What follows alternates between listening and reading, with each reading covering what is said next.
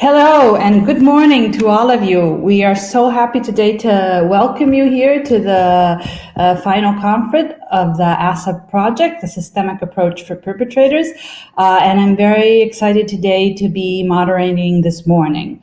We have a very dense morning of activities that is going to walk us through all that the project has developed over the past time. And so I'm really looking forward to hearing about this. I feel a little bit like the godmother of this project. I remember before they started projecting this, some of the team from Una Casa per l'Uomo contacted me asking about collaboration between perpetrator programs, best practice, if they thought that investigating and trying comparative models would have been an interesting endeavor. And I said, I think there's nothing like this in Europe. So here we are years later, and we're finally getting to hear about all the wonderful work that they've been doing over the course of time. I know that this conference has had an amazing number of people that have showed interest for this. So without further ado, I will introduce our first speaker that is going to be doing the opening and introduction of our project, the ASAP coordinator, Valeria Motterlet, and I will leave you the floor.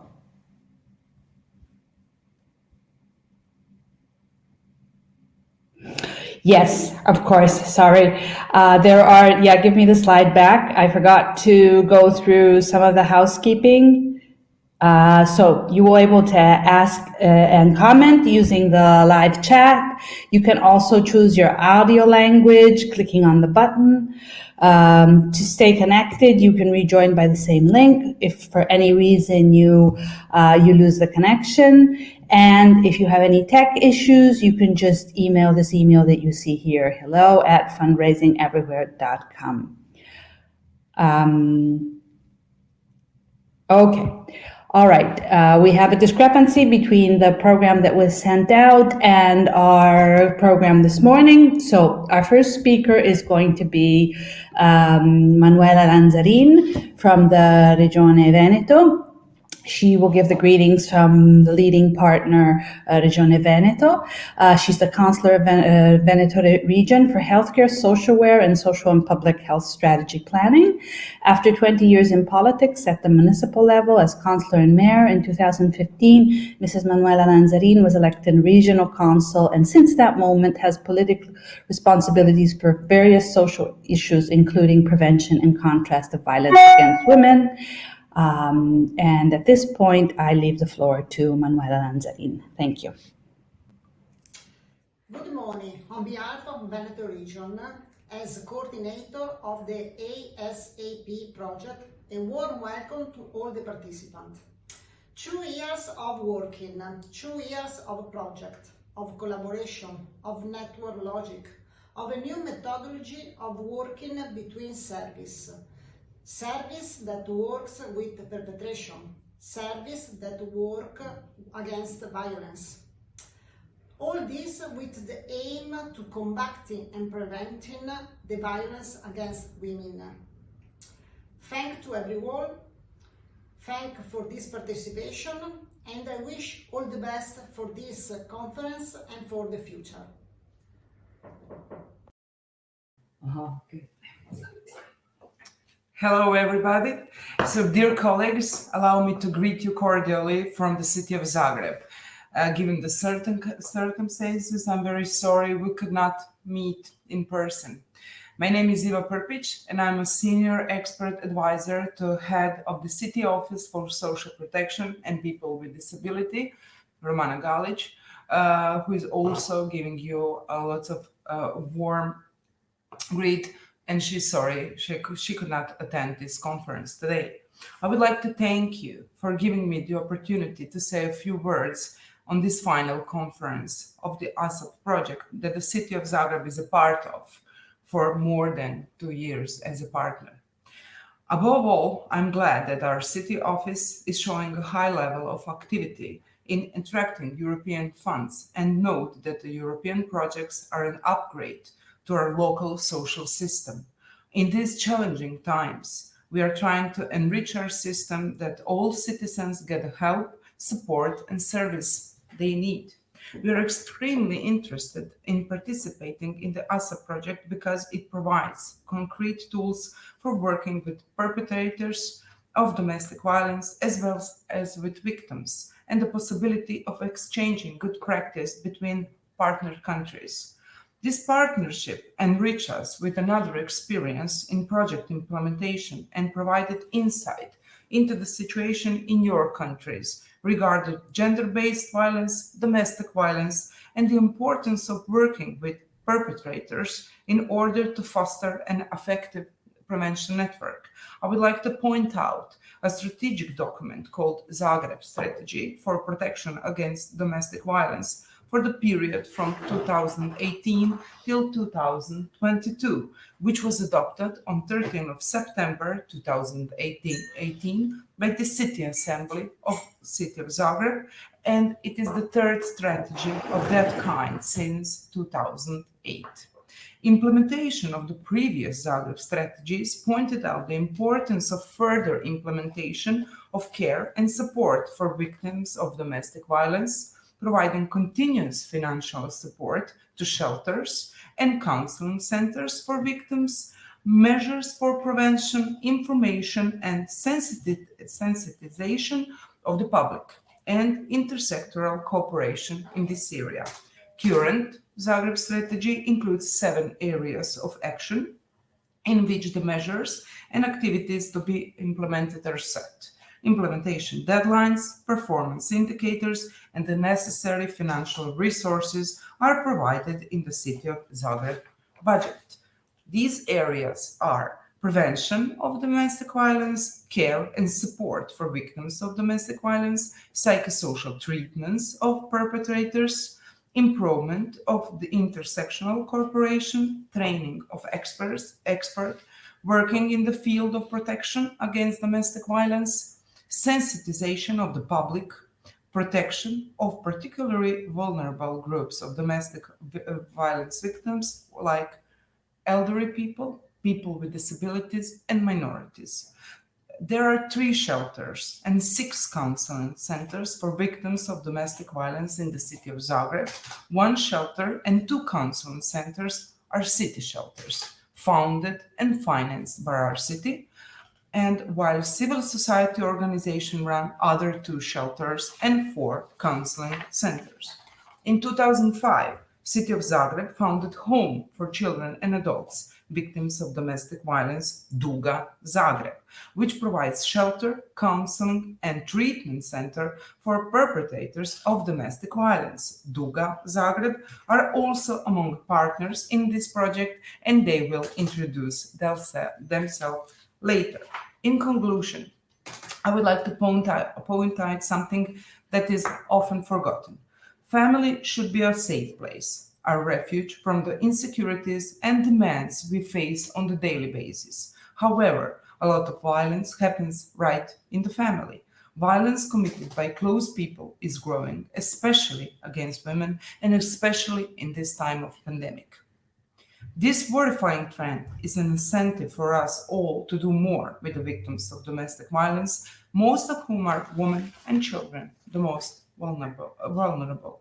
It is understood domestic violence numbers are high because there is a lot of unreported violence, both out of fear and shame.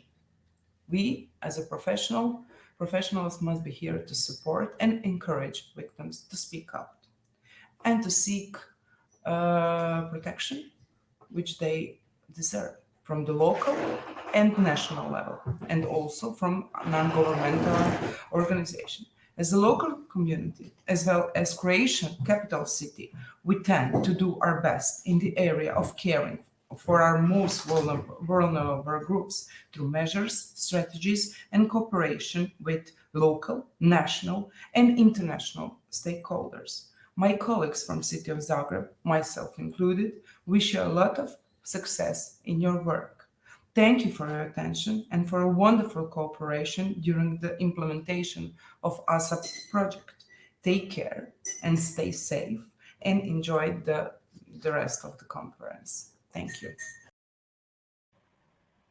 Thank you so much for this welcome and greetings.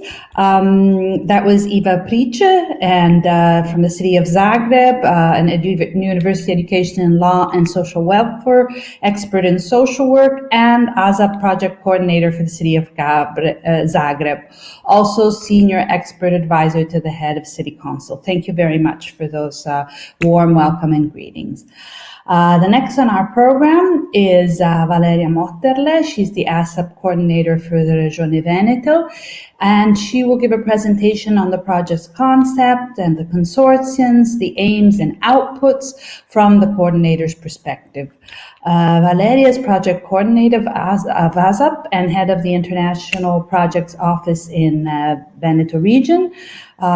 She is also in the International Cooperation Unit with wide experience in managing, coordinating, and monitoring cross-border, interregional, and transnational cooperation projects, both within the UA funding programs and structural funds. Valeria, the floor is yours. Thank you, Alessandra, and thank everybody for attending ASAP Project FANA conference.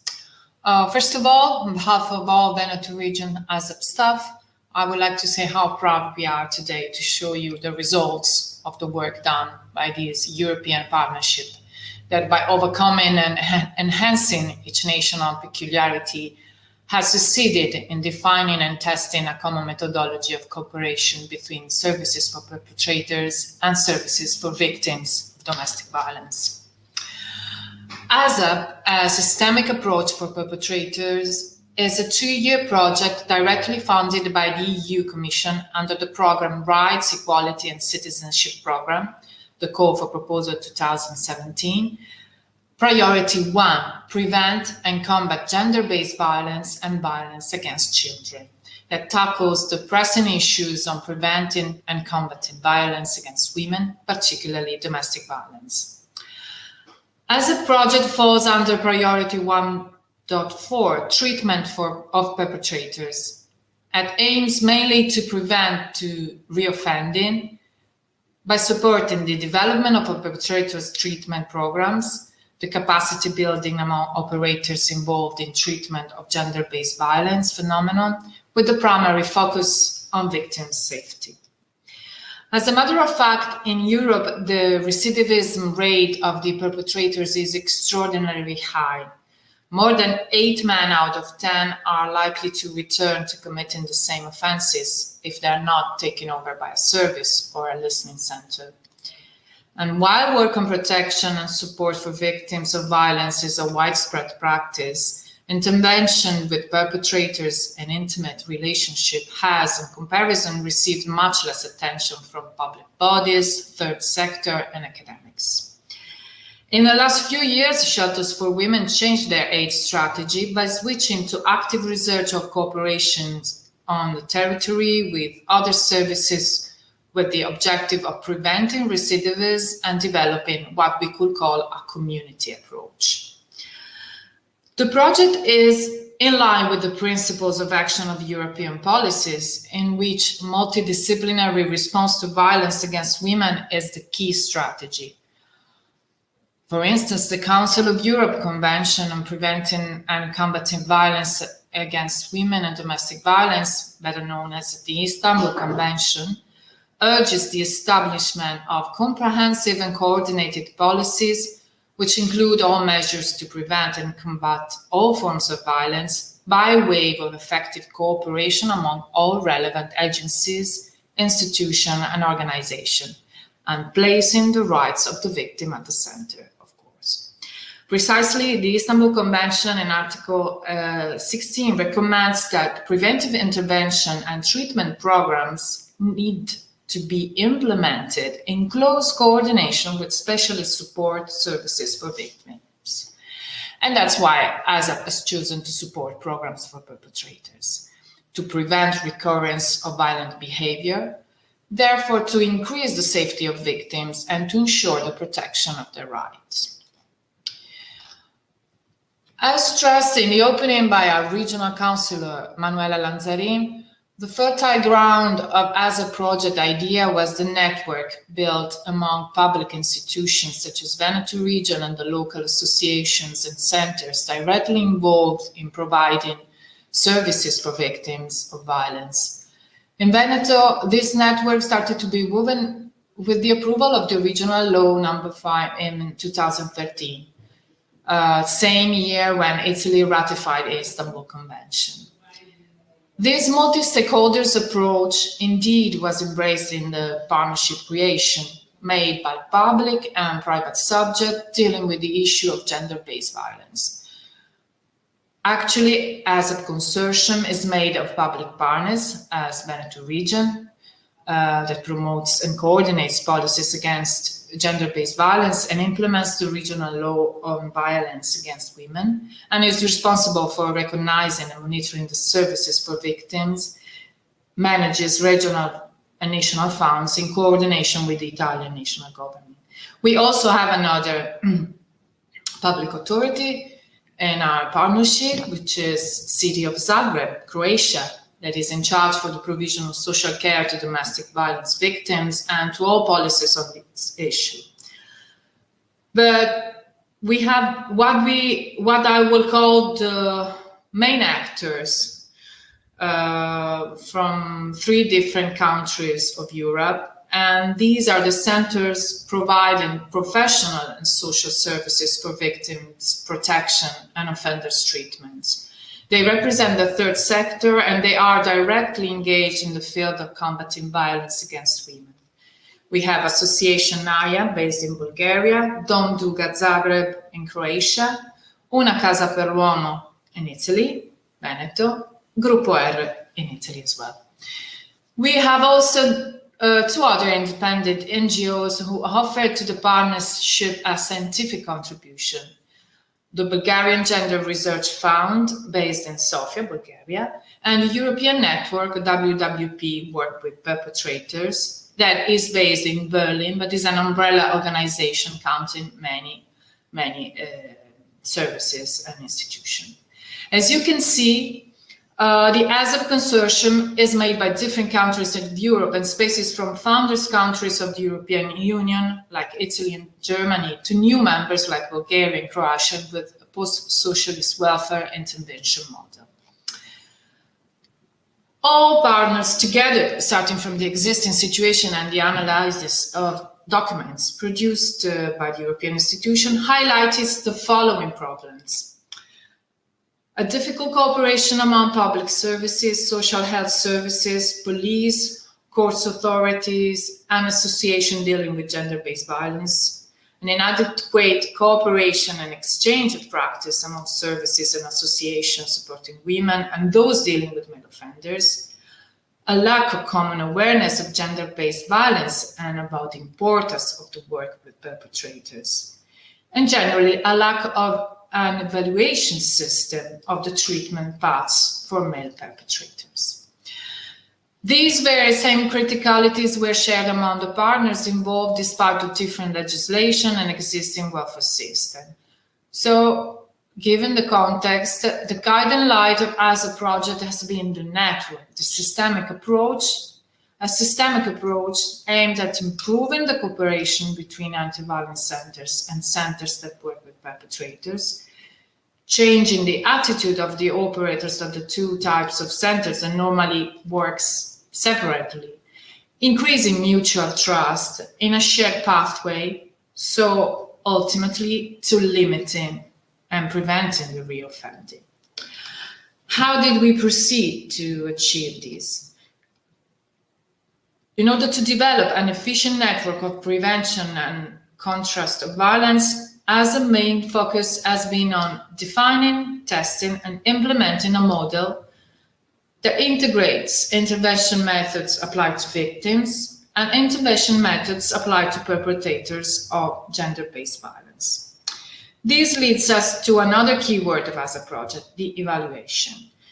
Actually, the program Rights, Equality and Citizenship is one of the few that foresees and stresses the importance of evaluating the impact of the action financed.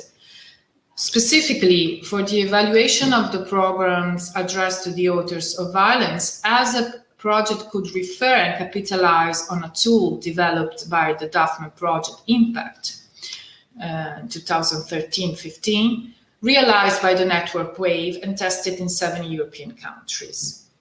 So, as a project main goal to developing and implementing an effective model to integrate intervention methods applied to victims and to perpetrators of gender-based violence has been achieved through the following specific steps. The increasing and sharing of good practices in EU with the implementation of unique protocols between the two services, the increasing knowledge and expertise of operators through dedicated training sessions, the enhancing of the effectiveness of joint pathways to protect the victims and allow perpetrators a conscious rehabilitation, the dissemination of project results that we are doing now at the European level, and boosting the production of empirical data on the joint implementation of experimental protocols. Finally, developing recommendation and guidelines rising from a bottom-up approach useful for operators, public authorities, and local services to strengthen the network against gender-based violence. I will go through briefly as a main task and activities before leaving the floor to the partners to illustrate its main achievement thoroughly. Within Benetton region coordination, each partner has contributed with its own expertise and knowledge to the definition and implementation of all activities. The research was the first activity and was led by our scientific partners, BGRF, that put his own expertise in defining the methodology for mapping the legislation, policy, and programs in 3 countries, Bulgaria, Croatia, and Italy, and country, of course, involved in the issue of working with perpetrators of violence, mostly to investigate on efficient models, efficient solutions, and practices. This research has been implemented through quantitative and qualitative methodologies, questionnaires, data collation at national level.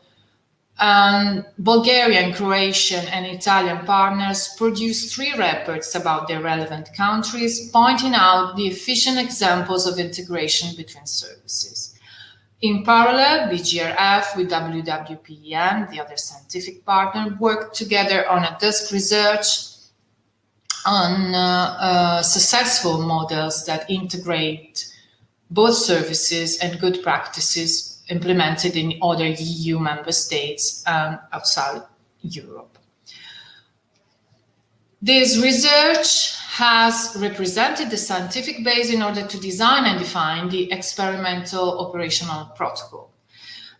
From the initial researches, by taking into account the differences in welfare systems and in policy for women protection and for the treatment of the perpetrators, all partners and their experts defined during working groups a common strategy and toolkit.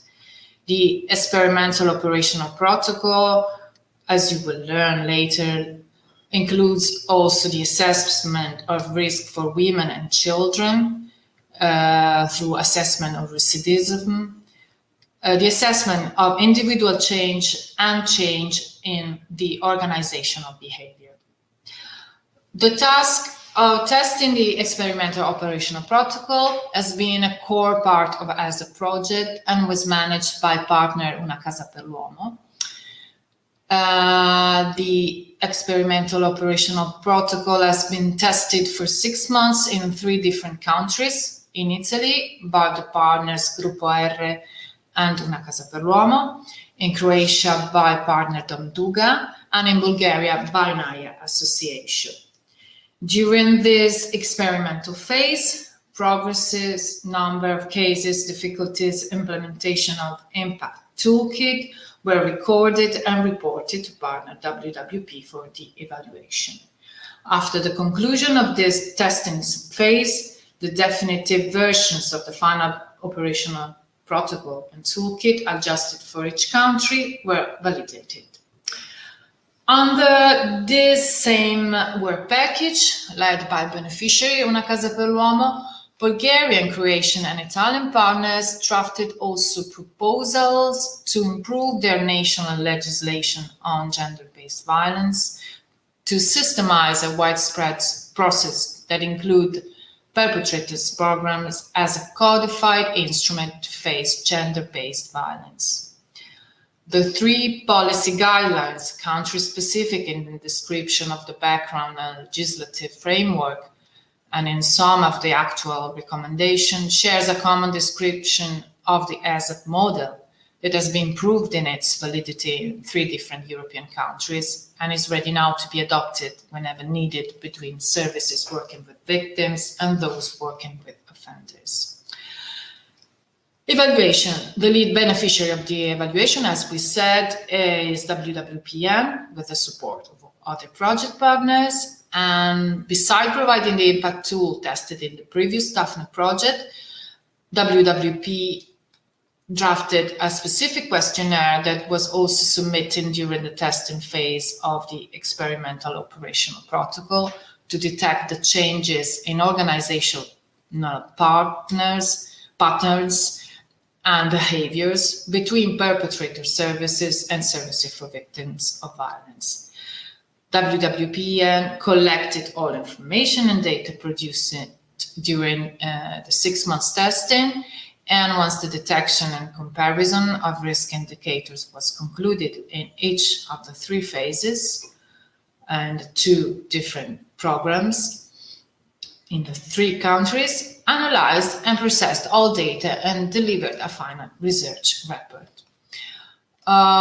Then the other task that we are here to perform was the training and dissemination. The communication strategy was focused on training seminars and dissemination events that have been organized in the last autumn in all 3 countries involved in the testing of the protocol.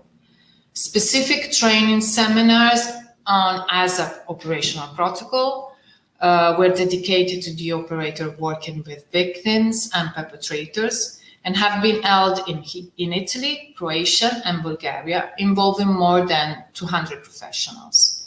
Also, national dissemination events were held to strengthen the network cooperation of service for victims and perpetrators and increasing exchange of information and tools on gender-based violence. The communication strategy has been developed by partner Domduga Zagreb, together with Veneto region, but also WWP has played a key role in providing today's European platform for discussion, exchange, and promotion of ASAP result. That's it. I will now leave the floor to my colleague partners to illustrate ASAP results and later to the European Commission officer that will give us some insights on the European agenda to stop gender-based violence. Thank you for your attention.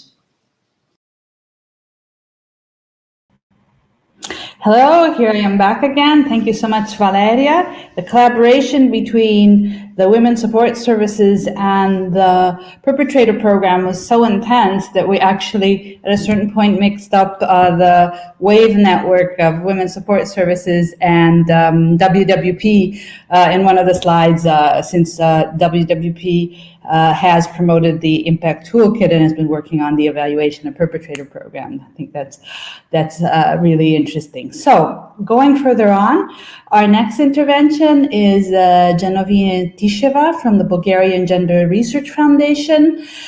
She will be presenting the outcome of the research that the working group developed on national working models and the European best practices addressing domestic violence.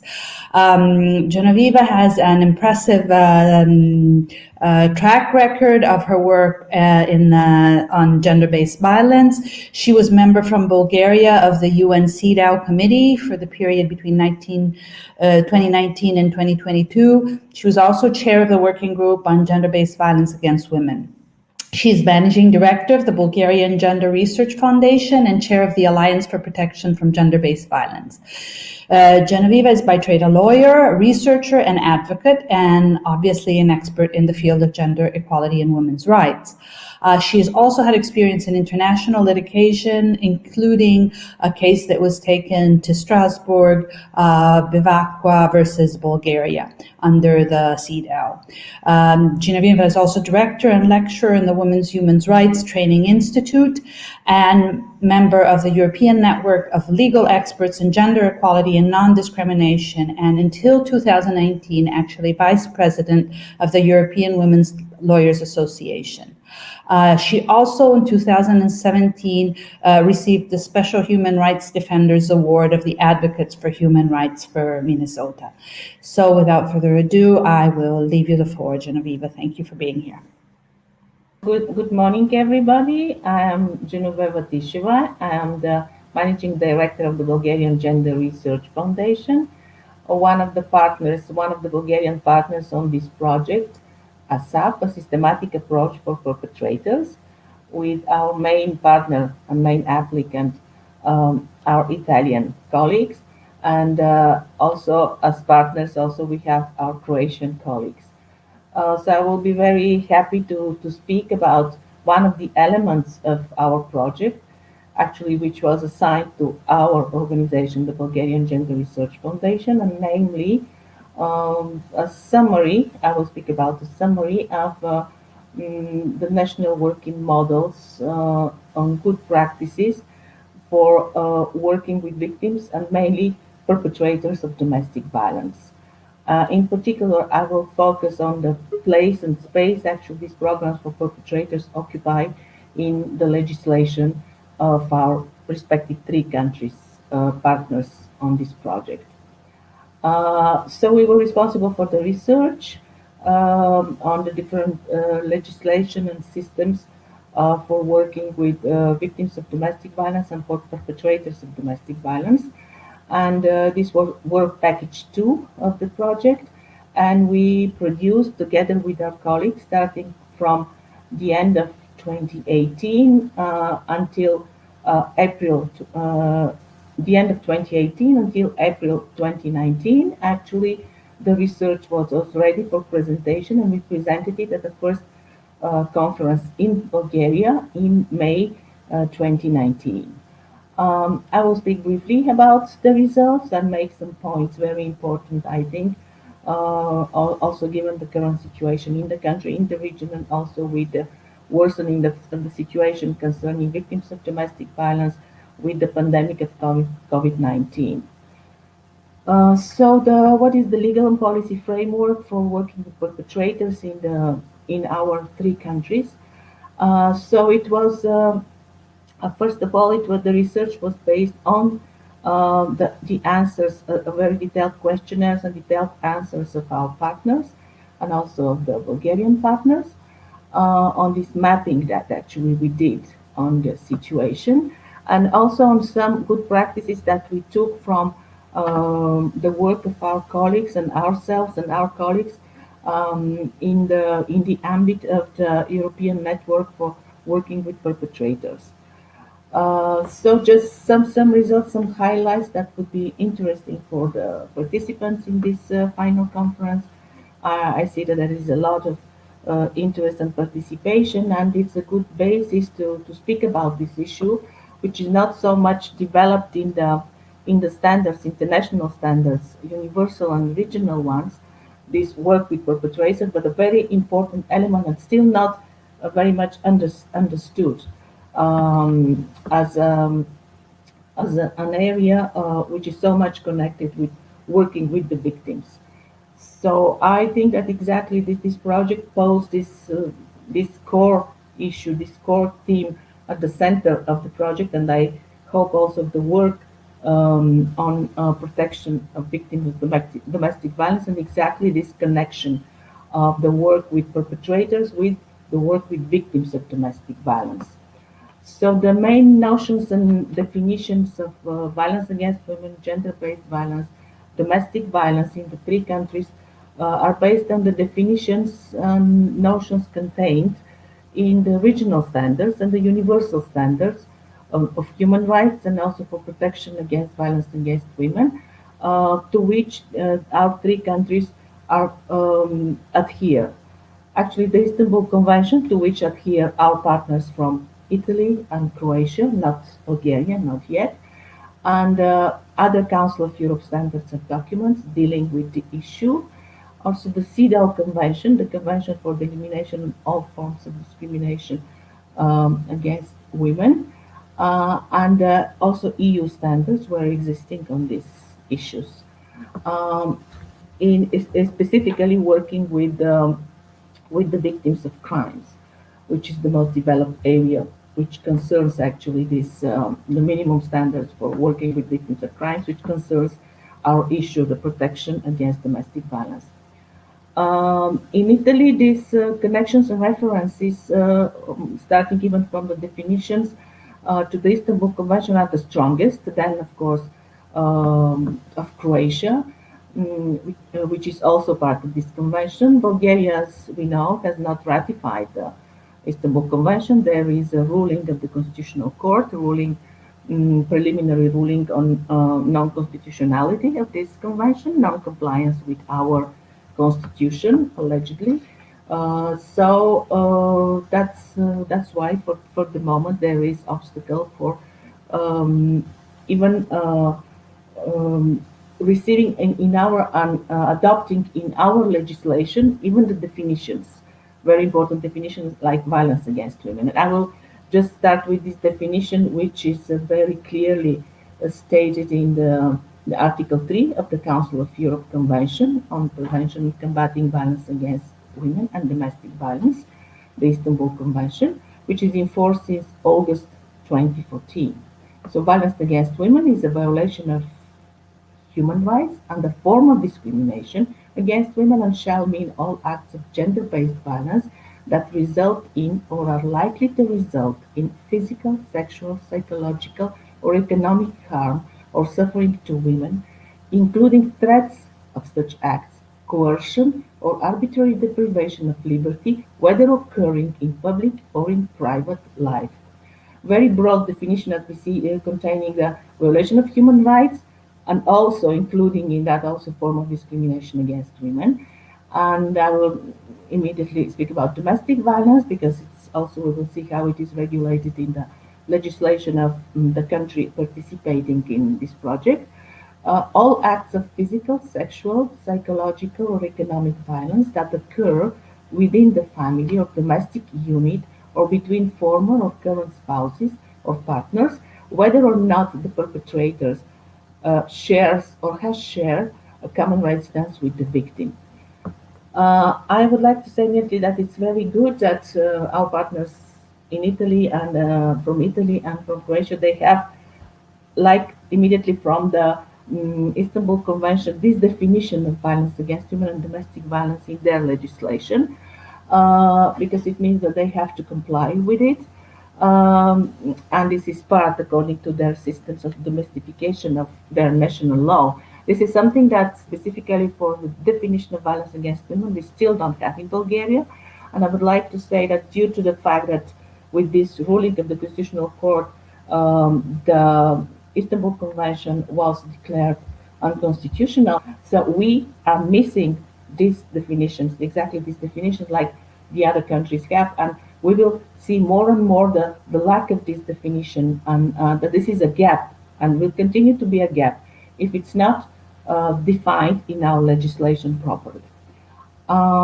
I will say that's how it is in different countries, but for example, in Bulgaria, domestic violence is very close to the definition that I gave from Article 3 of the Istanbul Convention, but a great part of partnership relations, those non-cohabiting, on non-cohabiting as spouses or similar to spouses, and those just in intimate partnerships are not included, which we think is a big loss also for the moment that it's not regulated in our law.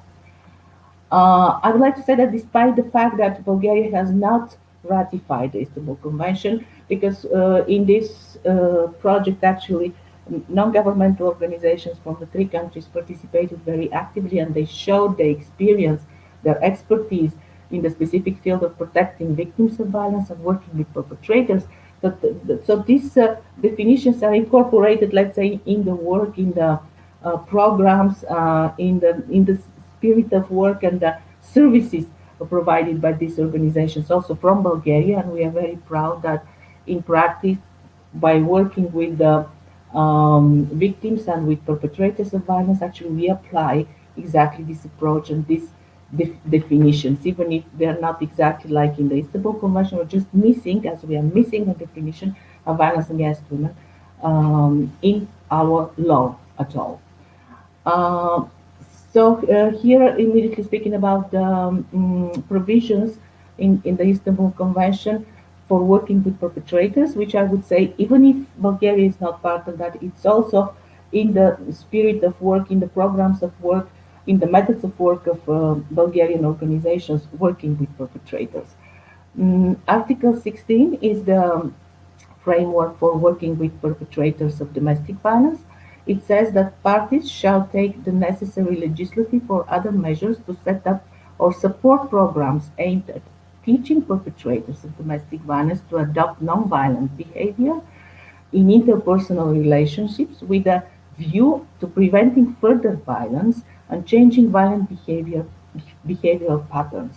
And furthermore, and I think it's important because it's at the core of the work of the partners under this project, is that, like point 3 says of Article 16 of the Istanbul Convention, in taking the measures referred to in this first paragraph, specifically for perpetrators of domestic violence, parties shall ensure that safety of support for and the human rights of victims are of primary concern, and that where appropriate, these programs, the programs for perpetrators, are set up and implemented in close coordination with specialist support services for victims. And this is exactly at the core of the model that was elaborated and tested through this I think, very important project, which will complement these standards. And I would say that the existing provisions of the Istanbul Convention do not exist in the universal standards, and this is the only development, let's say, as standards in the international legislation, in international human rights law that we have as a reference point. And I think projects like this one will actually complement the international framework and make more possible to also to incorporate specific provisions in international law in the future. So there are many actually values and methods of work and values that partners share, many principles that share when working with the perpetrators. And despite the fact that some of us, as I said, from Bulgaria, we do not adhere to this regional standard, unfortunately, but in our methodological work in Bulgaria, we also are very close and work in solidarity and in a similar way like our partners from Italy and Croatia. So we, in all countries, we apply methods that actually connect the services with for victims of domestic violence with the services, the treatment of perpetrators, the program for perpetrators. What we see, for example, the difference, like let's say from Bulgaria, in Italy, what we see leadership in development of operational methodological standards of work with perpetrators, much more.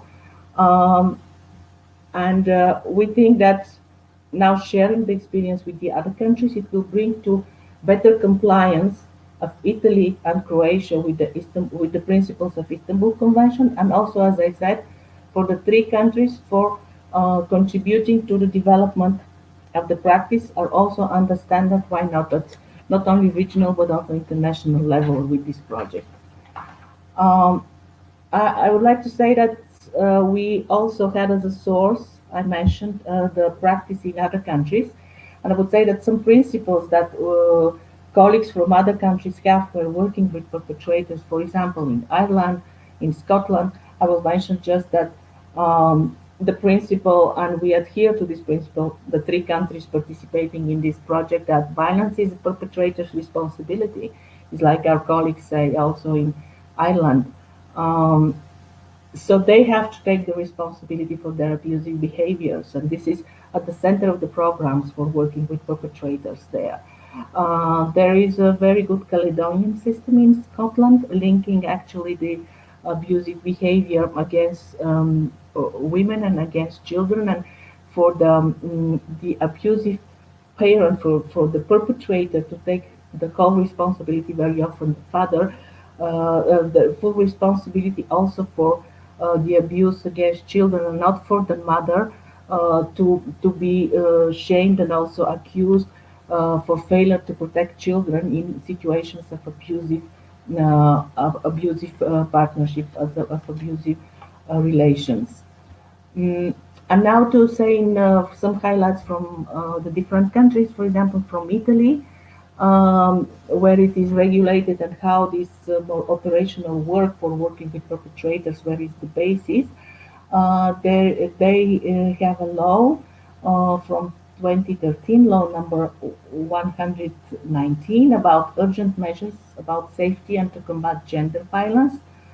And also they have an extraordinary action plan, said extraordinary action plan against sexual and gender-based violence, which I suppose it was renewed, but the first plan was from 2015 as the basis, and for providing for territorial arrangements and protocols, which may provide coordination procedure between the integrated network services formed by the centers supporting women on their paths out of violence, and treatment centers for male perpetrators. So this connection we spoke about before.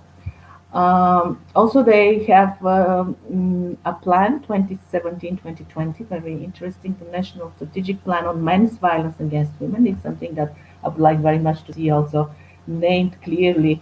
In order to have good prevention and good results, you have to name things as they are, but still dreaming maybe to have such a plan in Bulgarian, to speak thoroughly about what the core of the problem is. And so this strategic plan is aimed also at preventing recidivism, in particular for sex crime, stalking, and violence in the family, and also to allocations of funds for treatment of male perpetrators, but specifically targeted. Um, as objective in this plan, I mentioned allocation, as I said, specific resources and definition of purposes, methodology, and contents of the programs, with a definition of the professional profiles of the providers as well as qualitative and quantitative results. In Croatia, this was in Italy, in Croatia, according to the law on protection against domestic violence from 2017, I would like here to read also for the attendance the broad provision of this law defining domestic violence, because I really think it's actually it sets for the first time higher standards for what is domestic violence in the domestic context. So domestic violence is physical violence, bodily punishment, or other forms of humiliating treatment towards children, psychological violence which cause the victim an insult to her dignity or anxiety, sexual harassment, economic violence as a prohibition or disabling of use of joint or personal property, disposing of personal income or property gained by personal work or inheritance, disabling employment, deprivation of resources for the maintenance of the common household and child care, neglecting the need of a person with a disability or an elderly person that causes her or his anxiety or insults her or his dignity and thereby causes her or his physical or mental suffering. Very important that they identify this particularly vulnerable group, and as a specific form of domestic violence. And I think this is also one of the things that when we exchange that we would like also to have as example of development also in legislation and in our countries, other partner countries. Concerning the programs for perpetrators and methodology and standards, I would like to say that they have regulation in the criminal code first of Croatia, where compulsory psychosocial treatment could be provided. And this psychosocial treatment may be actually taken as a rule by the court. I mean, ruled by the court for a perpetrator who committed a criminal offense with the characteristic of violence, and if there is a risk of actually recidivist for him to commit a similar offense. And this measure is executed in an institution for the enforcement of a prison sentence or a health institution, or a legal entity or a natural person specializing in exactly tackling this violent behavior. There is also in civil law the protective measure of psychosocial treatment in the law on protection against domestic violence of Croatia, the law that I mentioned. That is also such a measure when there is not criminal offense. It's not pronounced criminal offense, but it's for the perpetrator of domestic violence. And there is special ordinance on the implementation of the protective measure of compulsory psychosocial treatment under this law. So the purpose of the psychosocial treatment for the perpetrator is to prevent further violent behavior of the perpetrator.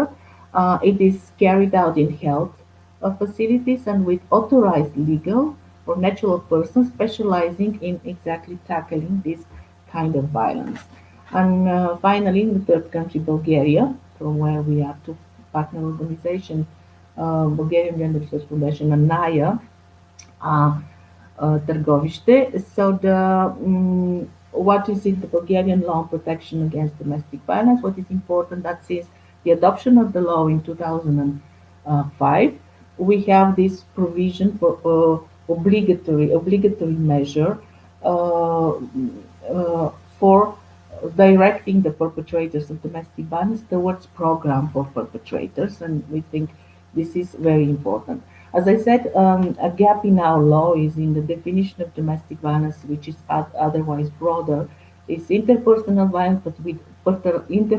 violence, but without these cases when there is not cohabitation, like similar to like spousal, like in a marriage, and also you don't have just people who are involved in romantic, intimate relationship where really there is high risk. They are at high risk of domestic violence. This intimate partnership violence is not fully covered. So, speaking about the programs for perpetrators, as I said, it is one of the measures that the court takes when they identify the case of domestic violence, along with the obligation of the perpetrator to refrain from committing further violence and the removal of the offender of the perpetrator from the joint occupied dwelling. But also there is ban for approaching the victim, the housing, the workplace. Along with these measures for the protection of the victim, there is obliging the perpetrator of violence to attend specialized programs. And just the opposite of the obligation is just directing victims.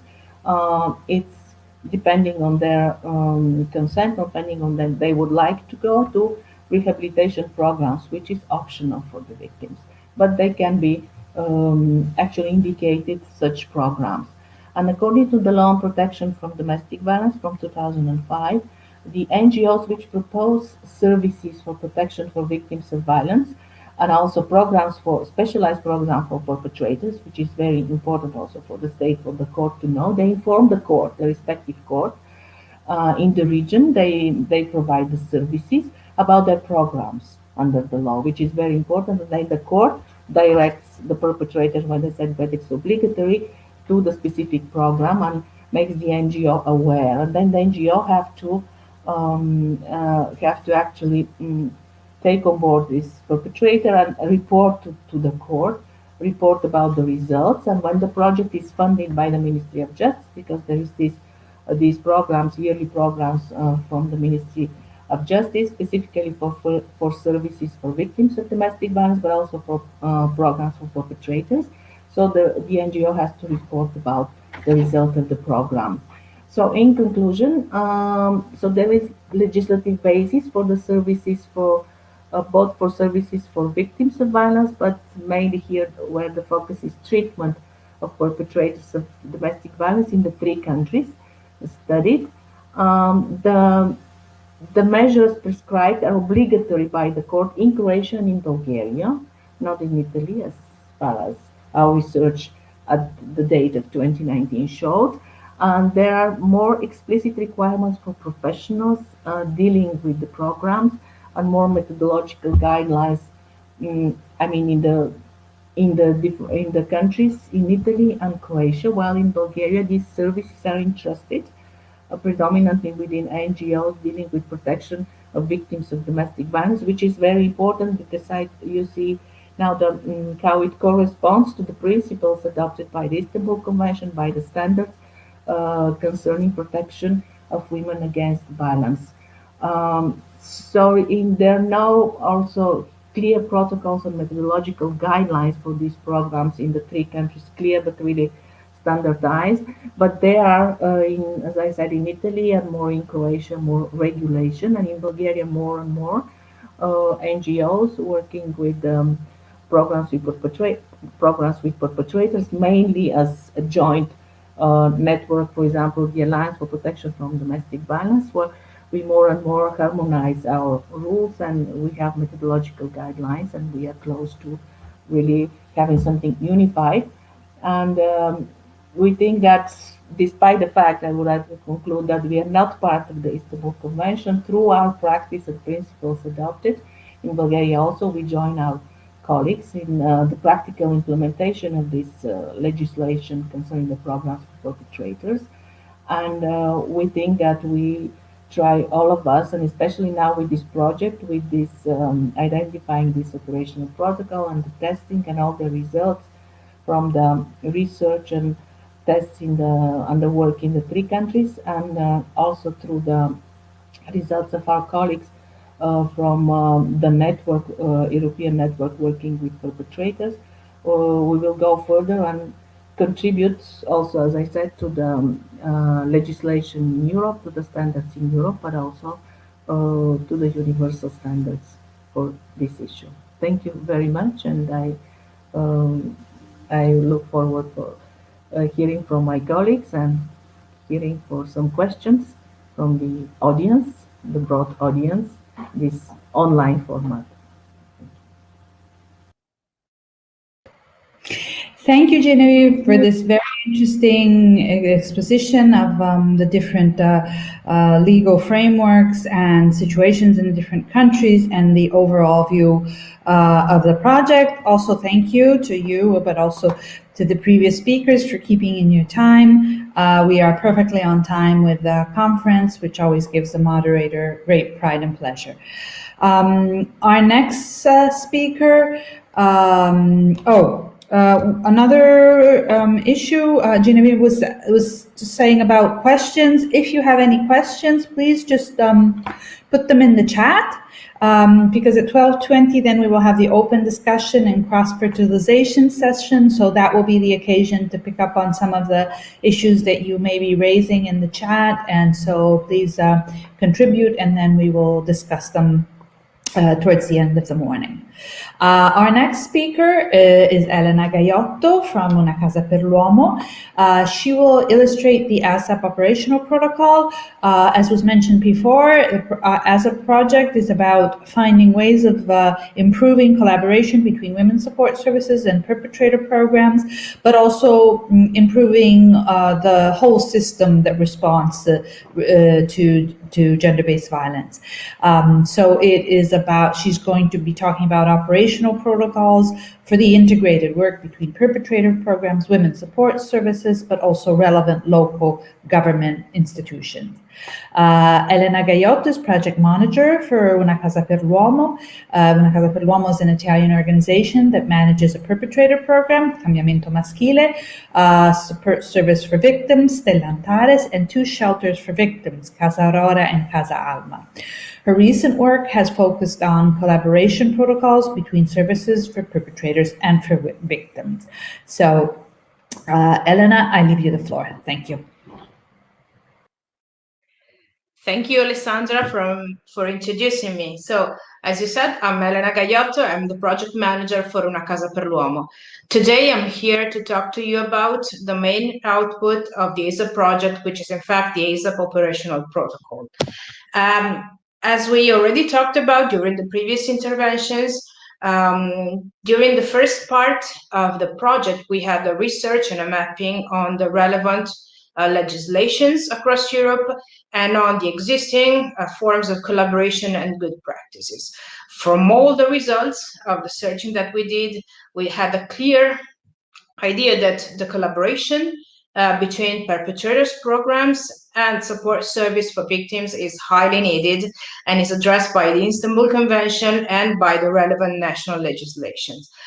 This need for collaboration is also clear in the day-to-day work of professionals that work both with victims and perpetrators. Despite this need and the importance of the collaboration, there is no indication in the legislation on how to carry out this form of collaboration. So as a consortium of partners, we decided to base our working methodology on the concept of integrated community response, which means that we need to take into consideration the relationship that there is between the victims, perpetrators, and their wider social environment. And this brings us to implementing a working methodology that is based on the cooperation among all the subjects and agencies in the prevention and combat of gender-based violence. So with this in mind, we decided to draft a protocol to help bring on this systemic collaboration. And the protocol is in fact an operational, a practical tool for the collaboration between treatment programs for perpetrators on one hand and support services for the victims on the other hand.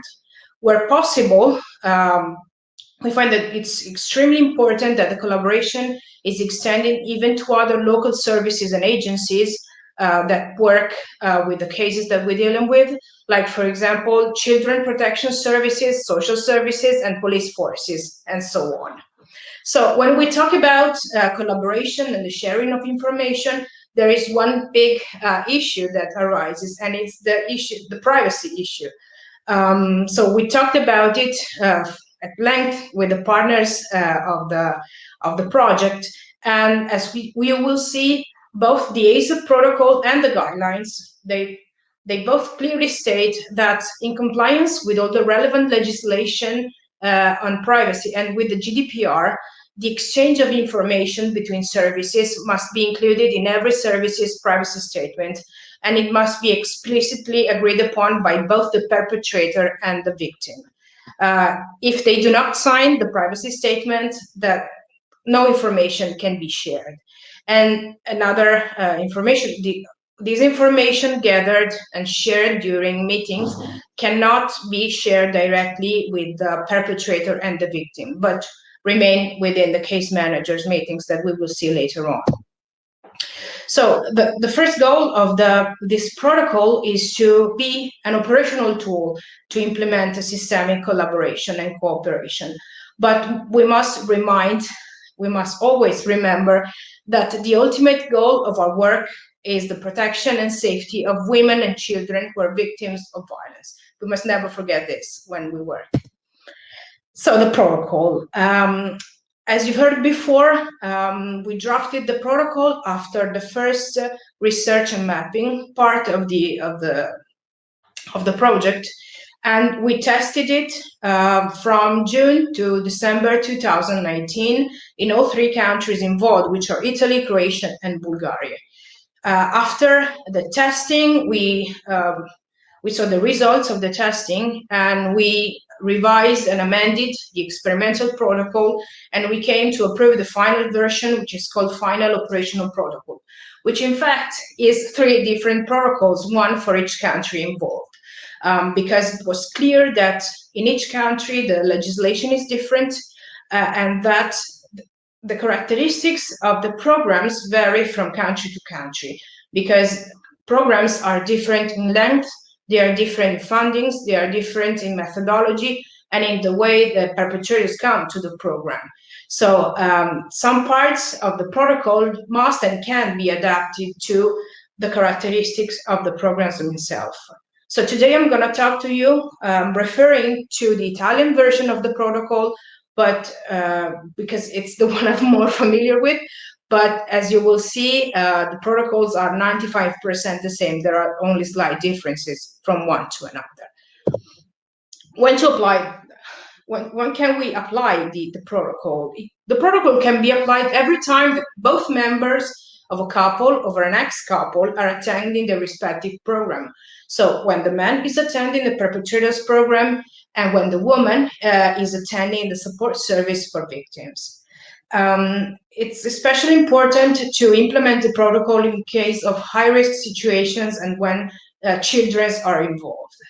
Apart from the collaboration of perpetrators programs and services for victims, the protocol can also be implemented in other cases and can be, for example, implemented to bring on the collaboration between the perpetrators program and the Children Protection Service when the perpetrator's children are in child protection, or between the perpetrators program and police forces when the perpetrator was referred to the program by the police forces themselves. So the protocol is divided into two phases because we figured out from our day-to-day experience that it's not easy to start a collaboration with another service. So in phase one of the protocol, we say that it's important to have a preliminary meeting between the full staff of all the collaborating services. During these meetings, all services can share and explain their working methodology, their goals, their role in the case management, and so on. And the goal is to start the collaboration on the basis of reciprocal knowledge and awareness to build mutual trust, because as we know, without trust, we cannot have functional collaboration, and to confront on different methodologies and views. This is especially important because it helps convey the beneficiary the idea that all the services involved are not only cooperating, but they all share the same goals and purposes. And it's also important because it can help control any unrealistic expectation that the woman may have about an immediate change and improvement in the behavior of her partner, especially at the beginning of the program. This can also help avoid and prevent dropouts. So after this phase one, we move on to phase two, where there are regular meetings between case managers appointed by each service. Ideally, the case managers are in fact the professional that are working directly with the man and the woman involved, or with the children if children protection services are involved. I here say regular meetings, but I do not specify how frequent these meetings should be, because it depends on the length of the program. For example, during the testing lasted 6 months, and we had a meeting every 2 months. This would be impossible, for example, for us now, because our program lasts nearly 2 years. So that would make 12 meetings, and that would be, frankly, too much to carry on. So for our part, we decided to have a meeting every 4 months, for example. So during these meetings, the case managers will all discuss a fixed set of items that are very important in the management of the cases. The first one is a joint assessment of risk. Then there's the assessment of recidivism, the assessment of individual change, and these three assessments will and must lead to a joint planning and decision-making in the management of the case. So the protocol is in fact a toolkit because it provides the specific tools to do all the three assessments that we just seen. Tool one is a checklist, is called Risk Indicators in Maltreatment Situations, and is a checklist that was specifically designed for the project, for the protocol, by taking into consideration other instruments previously used by the partners of the program.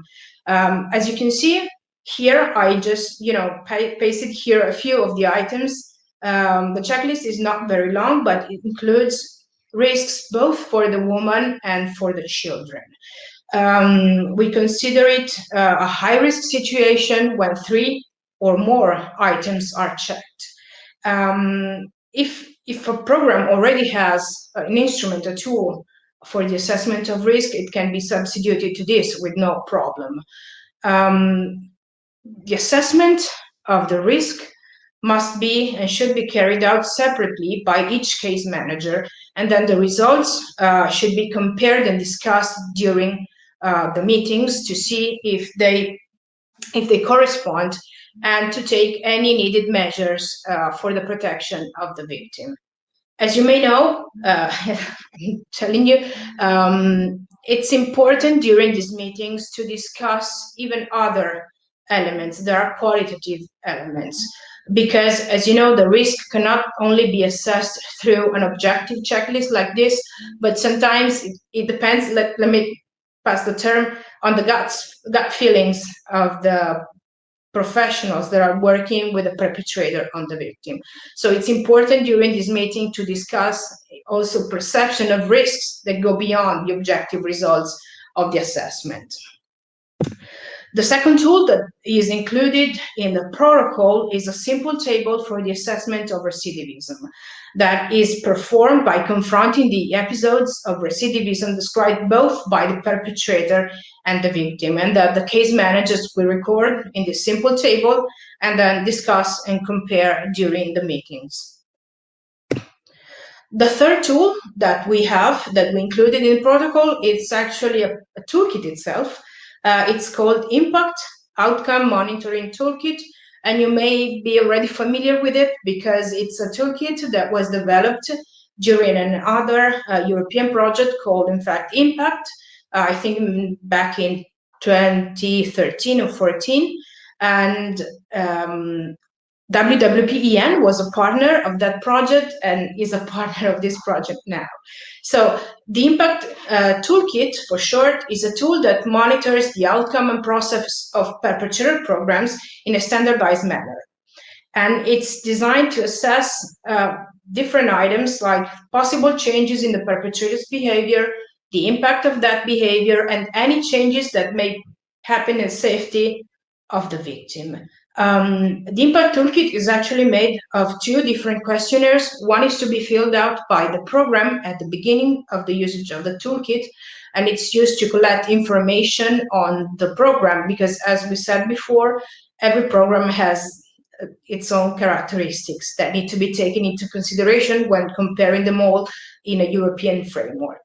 The second part of the toolkit is actually many questionnaires that are to be administered at different points in time, both to the perpetrator and the victim.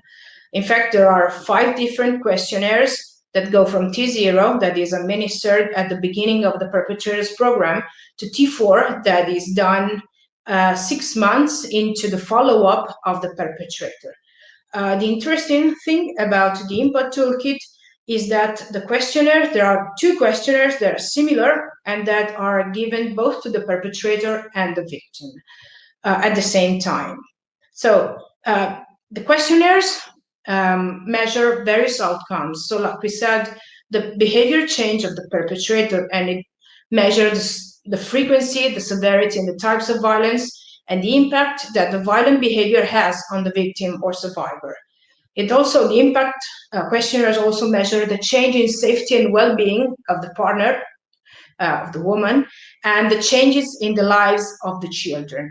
Here you can see I pasted a few questions of one of the sessions of the questionnaires, because the questionnaires have a lot of questions about different topics. For example, we have violent behaviors like emotional behavior, sexual behavior, and so on, physical behavior, and so on.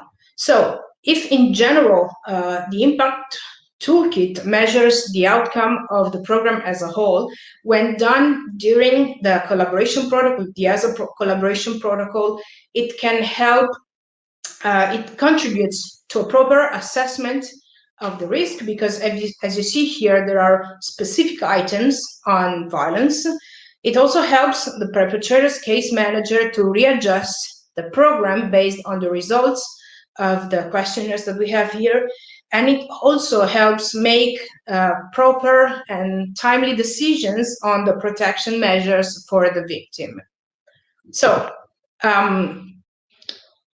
we're seeing here, we have a specific toolkit that helps bringing on the meetings and conclude the meetings.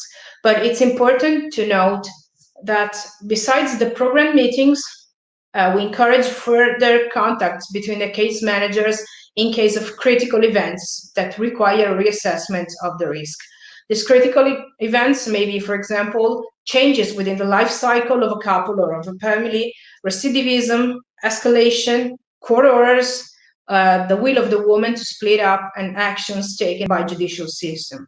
So in case of these events, it's recommended that case managers get in touch and if possibly meet to reassess the risk. All the findings of these assessment tools can be recorded in this table that you see down here. It's a simple table when you record all of the information. And the most important column is the last one. It's called joint decision taken, because as we said before, we do not meet just to chat, but we meet to take actions to improve the safety of the victim. So I was very short today, but I don't have much time. So as we said, the ASAP protocol helps improving already existing collaborations, and we all have some form of collaboration with other services that may entail, quick phone calls or unstructured meetings. The protocol also helps develop new collaboration, as we see into phase one, with the presentation and sharing of goals and methodologies. So the ASAP protocol is made up of structured meetings that have a clear timeline.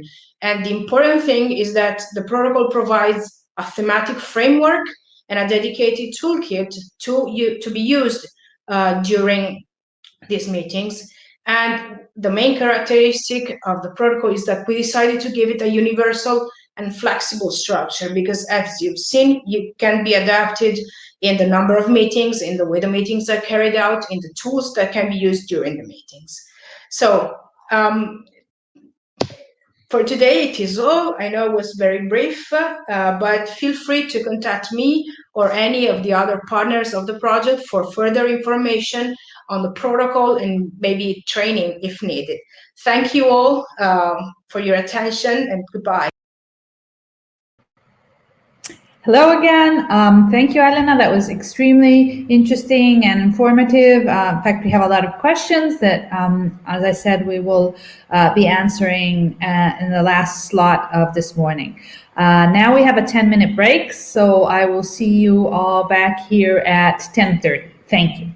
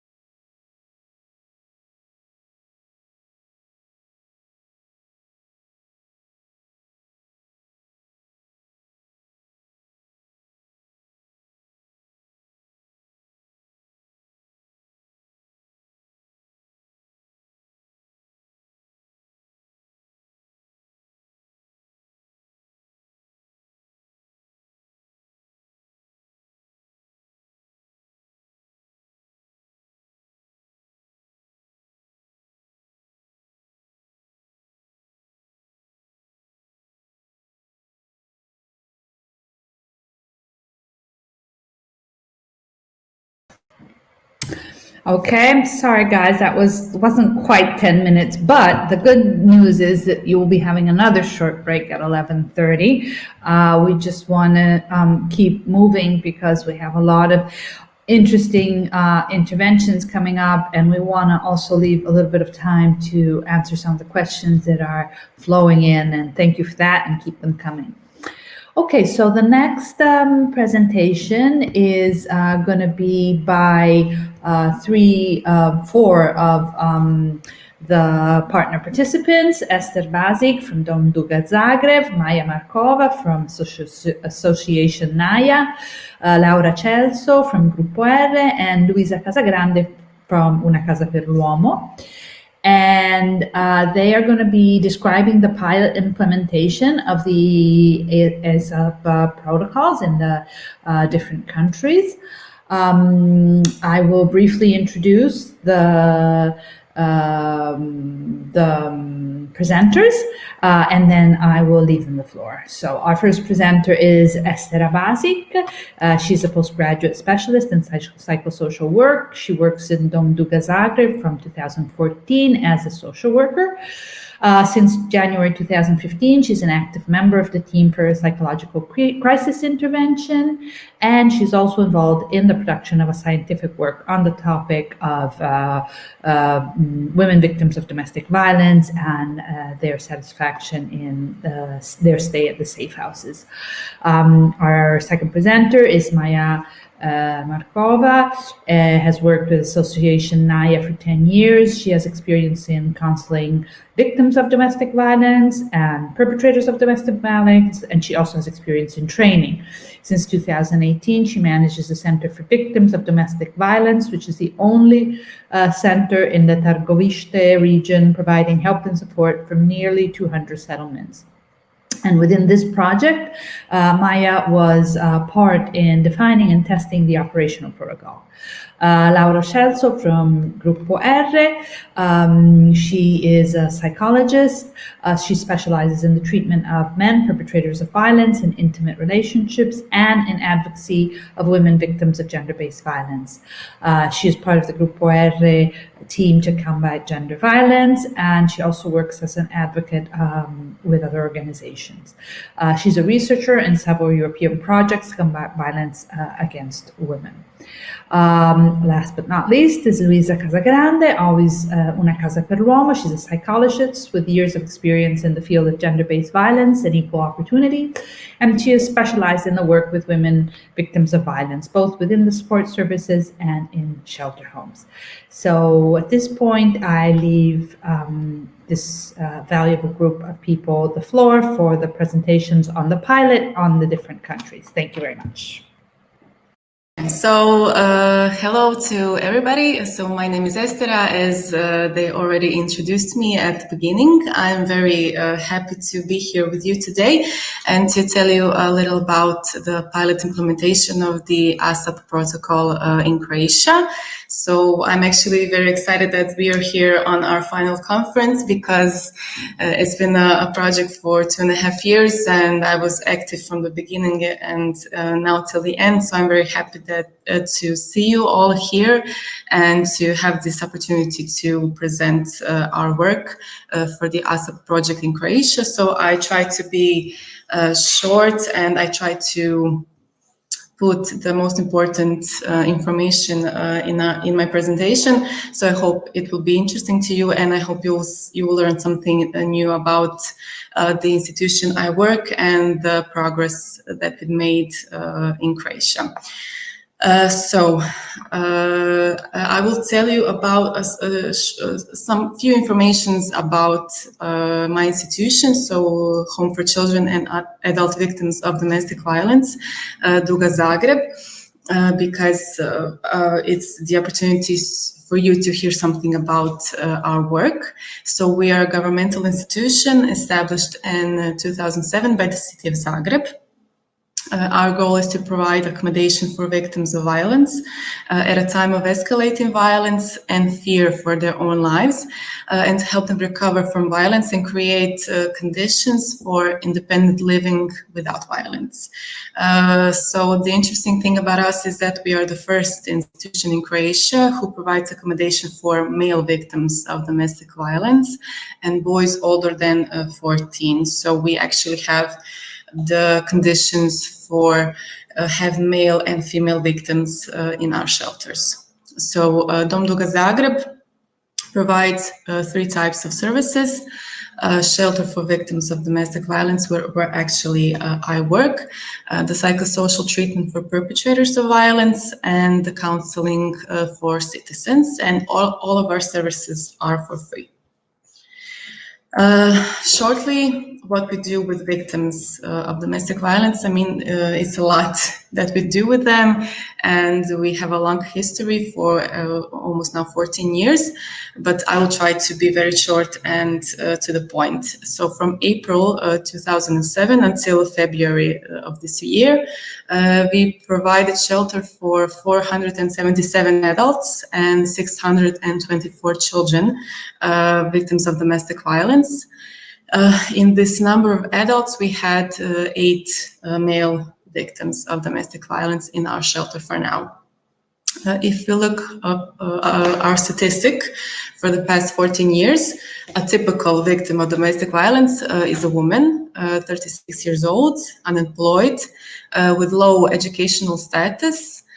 She's a victim of several forms of violence, so we have a combination of a lot of things: physical, emotional, sexual violence, economical violence, committed by her intimate partner for more than 5 years. So our victims have dealt and have been in a violent relationship for many years, which is actually a very bad thing. And when they come to us, they really are in a bad state of mind. So during their stay in Duga Zagreb, we enable them to access various services with the aim of strengthening their capacity in order to leave the cycle of violence and actually start an independent life. Our work is consistent of many areas, various areas of work, which I won't tell you about because it would take a lot of time. This is a few highlights of what we do. So the strengthening their self-esteem, legal counseling, preparation for independent living. We have care for children in the way that we enroll them in school, kindergarten, whatever they need. Career counseling, so it's very important for them to find a job. We make a security plan when they leave our shelter and so on. And as for our counseling center, from 2004 until today, we provided over 10,000 consultations for over 6,000 people, victims of domestic violence. So our counseling center is mainly for victims of violence. So our work with perpetrators, this is a divided department that we have from September 2009. The main goal is to protect victims of domestic violence and create safe living conditions for families in the situations where the victim doesn't want to leave the perpetrator. This program is actually good for them, so we can create a safe living condition. So the purpose of the treatment is primarily to stop and prevent violent behavior of a person who has committed an act of domestic violence, which is achieved by including the perpetrator of violence in a structured treatment. We work with our perpetrators in a group and individual form. The treatment is a sanction under the criminal code or the law on protection from domestic violence, and which is very important, our clients are mostly involuntary, so they have to come to our program. If they don't, they have consequences. So the typical perpetrator of violence, if you look at our statistic, is a man, 30 years old, with secondary education, employed, and in an intimate relationship. this is a short passing of our statistics. So since 2009, we had 1,486 perpetrators referred to our center. From that number, we had 349 women. So we mostly have 15 to 20% of women referred to our treatment. And we had, from that number, we had 698 perpetrators who finished the program with different levels of performance. When I say different levels of performance, I mean that not all of them were successful in finishing the program. I mean, they finished it, but it wasn't successful for them. In the change part, in the individual change. From that number, we had 148 women. So I'm going to the part of the implementation of the ASAP project and the protocol in Croatia. So at the beginning of the project, one of our first activities was to assess the quality of cooperation between organizations dealing with domestic violence. Our questionnaire was answered by 25 organizations from various cities in Croatia. From the obtained answers, it was concluded that the cooperation takes place spontaneously, mostly through informal contacts, without a specific tool used for the purpose of giving certain assessments for the family. So all in the questionnaire, actually all organizations agreed that the cooperation is important. It should be formally regulated and defined with the aim of accelerating the exchange of information and timely action in the family. So then we go on to the phase of the testing of the individual change through the impact toolkit, which took place from September 2019 until December same year. So we included 6 perpetrators of domestic violence who were referred to the treatment based on the verdict of the misdemeanor court for domestic violence. The perpetrators involved in the ASAP project passed the initial assessment and met all the necessary criteria for inclusion in the group work and for the inclusion in the further program. During the testing phase, the cooperation took place between our 2 departments. So we had the experts who worked in the treatment department and carried out the group and individual work with the perpetrators. In accordance with their planned program. And we had an expert who worked with the victim on an individual level through psychosocial support. The thing that we have to emphasize is that the perpetrators are required to come to the treatment, which I already actually mentioned earlier, while the involvement of the victim is actually voluntary. So we're not sure if they will actually come, but everything went actually very good, and the victims were actually very glad to be involved in our support program because a lot of them doesn't have the necessary support. So the cooperation between our 2 departments was organized as the experimental protocol had foreseen. We held regular meetings where we exchanged our impressions and knowledge. We learned during our work with the victim and the perpetrator. We made a risk assessment for the family and further recommendations for the family. The thing that we have to say is that the cooperation was not held with any external organizations, which would actually be a real test of the success of the protocol, given the cooperation was between departments, our 2 departments, which we regularly cooperate. However, the protocol provided us with concrete guidelines and more clearly defined this cooperation with clearly set goals. So we did have a lot of good things about the protocol and our cooperation. particularly useful was the risk assessment and the assessment of individual change for the perpetrator, as well as the assessment for further work with the family. So this is our short reflection actually on the protocol implementation, the things that we found mostly useful and the things that we actually had to change a bit and for our environment. So the things that were actually very useful for us is that the protocol clearly defines goals of the cooperation. It clearly defines the cooperation procedures. It's not too long, which is also very significant, and you know that people don't like to read too many texts if they don't have to. It's good in the part where it's increasing the victim's safety, because we have the opportunity to make a lot of risk assessments. As I was stated below, it's an easier and faster way of making a risk assessment. The impact toolkit gives us a clearer insight into the thoughts and behavior of the perpetrators. And we found very useful the risk assessment for the children. So we did the risk assessments for the whole family, but the children especially. The things that we had to maybe change a bit was the number of meetings that we found were too frequent. So we reduced them a bit in the final version. We found that there were no reports of recurrent violence. So this is something that we put in our protocol, that we have to report if we have any new information that a victim that violence is happening again in the family.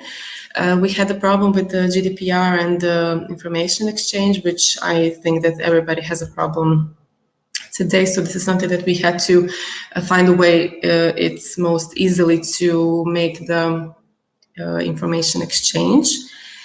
We did some additions to the checklists. So we added some of our things that we thought were necessary to put. It was necessary to define the method of risk measurement. So how do we measure the risk assessment that we make? For the impact toolkit, although we found the toolkit very useful and interesting to use for us and for the duration of our program, which is our group program is usually lasts about 4 to 6 months. So, and the impact toolkit is a tool which you use in 5 timetables. So we had to shorten it. And we found that it's just too often and too strenuous for the victims and for the perpetrators. And it was not clear what to do with the collected data. So this is something that we also put in the final version of the protocol. In conclusion, the protocol provided to be a useful tool, which clearly defines cooperation among organizations. We adapted it for the creation conditions and possibilities, so it would not be too much of a burden for the professionals, but a useful tool. We can say that the impact toolkit is also a useful tool for monitoring individual change in perpetrators and program effectiveness. And although Dom Duga Zagreb normally include victims in a treatment on a voluntary basis, the protocol anticipates and more clearly defines this need, which is positive and good for victims who are often left out without the necessary support. And this kind of cooperation enables the connection of experts, exchange of experiences and information, all with the aim of protecting victims of domestic violence and their children. I think this is the most precious part, that we as experts have we can actually connect better, and we have a protocol that tells us that we have to exchange information, and we have to make risk assessments, and that we have to cooperate, which at the end all serves for the protection of victims of domestic violence. And that's actually all from me. Thank you for your attention. This is some of the information about our Dom Duga Zagreb, our email, websites, and some of our information. So I hope that I was clear, short, and that you got the idea how the implementation took place in Croatia. And thank you once again for your attention. Good morning, my name is Maja Markova and I'm from Association NAIA Bulgaria. I will present you the pilot implementation of the ASAP protocol in Bulgaria. So first of all, a few words about Association NAIA. The organization was created in 2002 as one of the first non-governmental organizations in Târgoviște region and the only one which from its creation works purposefully against violence against women and children. Since 2006, Association NAIA has a counseling center for victims of domestic violence, and the mission of the organization is to provide psychosocial support, assistance, and counseling to vulnerable groups in the society for achieving equality. The goal of the organization is to create a society of informed, independent, equal, and self-confident citizens. Association NAIA is a founder and a member of the Alliance for Protection Against Gender-Based Violence.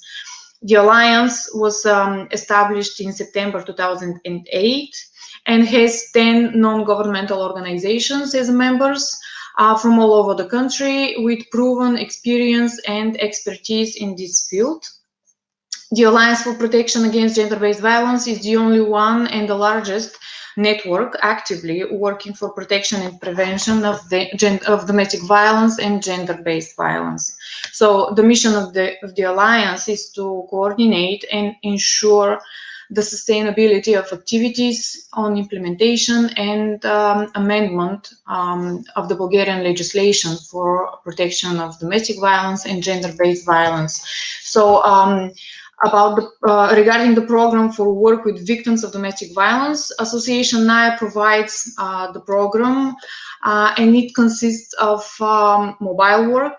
And this is very important for Bulgaria because we have so many distant places here without any social services that cover the places. So the team of the association provides help within the 5 municipalities of Târgoviște region. And our main goal is to reach the most distant small settlements. Except mobile work, Association NAIA provides social work, psychological work, prevention program, work with school children, kindergarten children, volunteer students, and of course consultations with a lawyer and litigation in court. Regarding the programs for victims in Bulgaria, they are initially developed and started their work by non-governmental organizations, and they are still leading party in the developing of standards and policies. The program for work with perpetrators of domestic violence in Bulgaria, a distinctive feature of the programs of the perpetrators is that the perpetrators reach the program mainly and exclusively through the court or other official institutions. So the cases of self-declared clients are insignificant, and the programs for perpetrators have no uniform standards for implementation, and they are not equally presented in the different parts of the country by the different organizations. So the results and effectiveness from their implementation is hard to be followed, with the exception of the organizations from the Alliance, whose programs are based on the good practices for combining individual and group work, and they have common ideology. So I would like to say that these are extremely serious and difficult programs, and they are left entirely to the implementation of the non-governmental organizations. The state, no state regulations exist, and it is not very clear whose responsibility is if a perpetrator violates the order, for example. The program for perpetrators of Association NAIA, we provide the program in 3 towns of Târgoviște region in the police stations. The program is implemented since 2014 and was launched in partnership with police departments, despite the lack of legal provision. So the program consists of 24 individual sessions, which are conducted once a week within 15 minutes. So far, 34 male perpetrators have been on the program, and nearly 90% of them have completed the entire 6-month duration of the program. What I can say about the cooperation between the two programs before the testing of the protocol, a few things about the positive sides and the challenges that we saw. The provision of the programs by one organization, on one hand, is an advantage because of the confession of common values of the genesis of the problem, but providing the programs in parallel by one organization, the lacking of financial and building resources does not allow to differentiate from one another the two programs. Another positive side is that the information is more easily and quickly transmitted between the specialists from the two teams of the programs, but sometimes the information becomes unofficial and in some cases undocumented. Another positive thing is that providing the programs by the same organization allows better assessment of the risk for the victim and quicker reporting of the violation. I would like to say that before the testing of the protocol, there was no reliable tool to evaluate the work with the perpetrators. Something interesting about the cooperation with the other institutions is that we noticed that there are good practices of interinstitutional cooperation on local level regarding the programs for victims of domestic violence. Though regarding the perpetrators programs, such cooperations do not exist. We launched the program for perpetrators with the police in partnership with the partnership of the police even before the testing of the protocol, and this is the only program in Bulgaria that is implemented in this way. After the protocol, we decided to add and to include the social services, which became very useful and really good practice, and we implement the program this way since now. A little statistic data. The protocol was tested in the period between the 1st of June 2019 until 10th of October 2019. 6 cases were covered. 35 questionnaires were filled, 12 work meetings were done, and 12 worksheets were filled. Of course, 21 impact toolkits were filled. The cooperation between the two programs after the testing of the protocol, what we noticed and we can say is that the protocol is really flexible and adaptive and can be applied in all cases of domestic violence, in cases from small settlements to bigger towns, with clients from different ethnics, different social status, and so on. The protocol managed to structure the cooperation between the teams of the two programs through more structured communication, exchanging of information, better planning, making the risk assessment really useful, the timetable of the meetings between the team members, and so on. All working materials under the protocol allowed better documentation of the work on the interaction. I mean, the worksheets, risk assessments, questionnaires of the changes, and etc. And for the first time, we had really great instrument for assessing the effectiveness of the program for perpetrators, and this is the impact toolkit. It is very interesting because it became an instrument not even for assessing the effectiveness, but also an instrument to even start the conversation with the clients. Because being unvolunteered clients, the perpetrators are mostly willing to deny or to have resistance during the whole process. Because as I earlier said, the perpetrators are sent to our program by the court, and they are not volunteer clients. Association NAIA has adopted the operational protocol and continues to use it in its work with the perpetrators of domestic violence.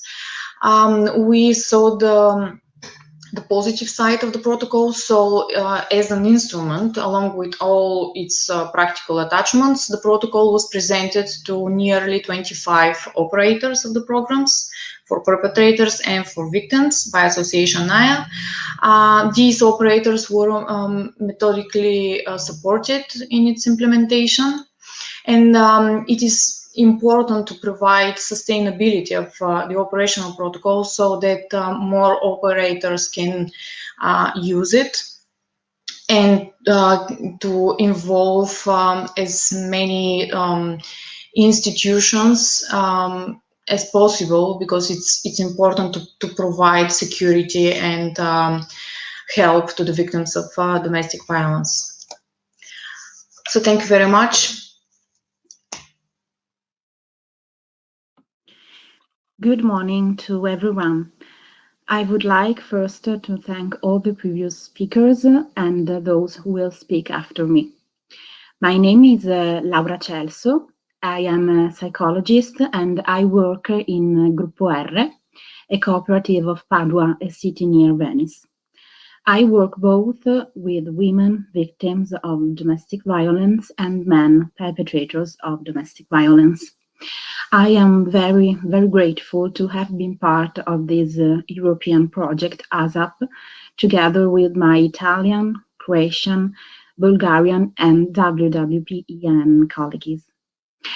Gruppo R is a third sector association, and it runs a program for male perpetrators of domestic violence since 2014.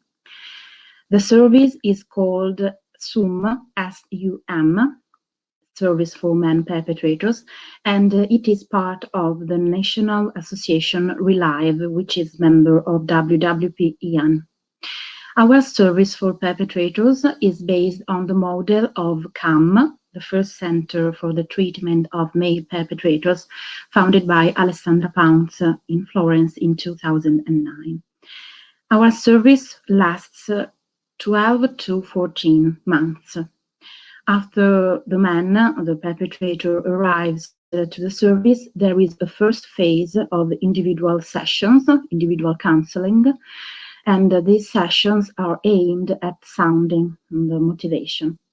After this individual counseling, it starts the central phase of the treatment, which is a psychoeducational structured group of 6 to 9 men, 6 to 9 perpetrators, guided, conducted by 2 psychologists, always 1 male and 1 female.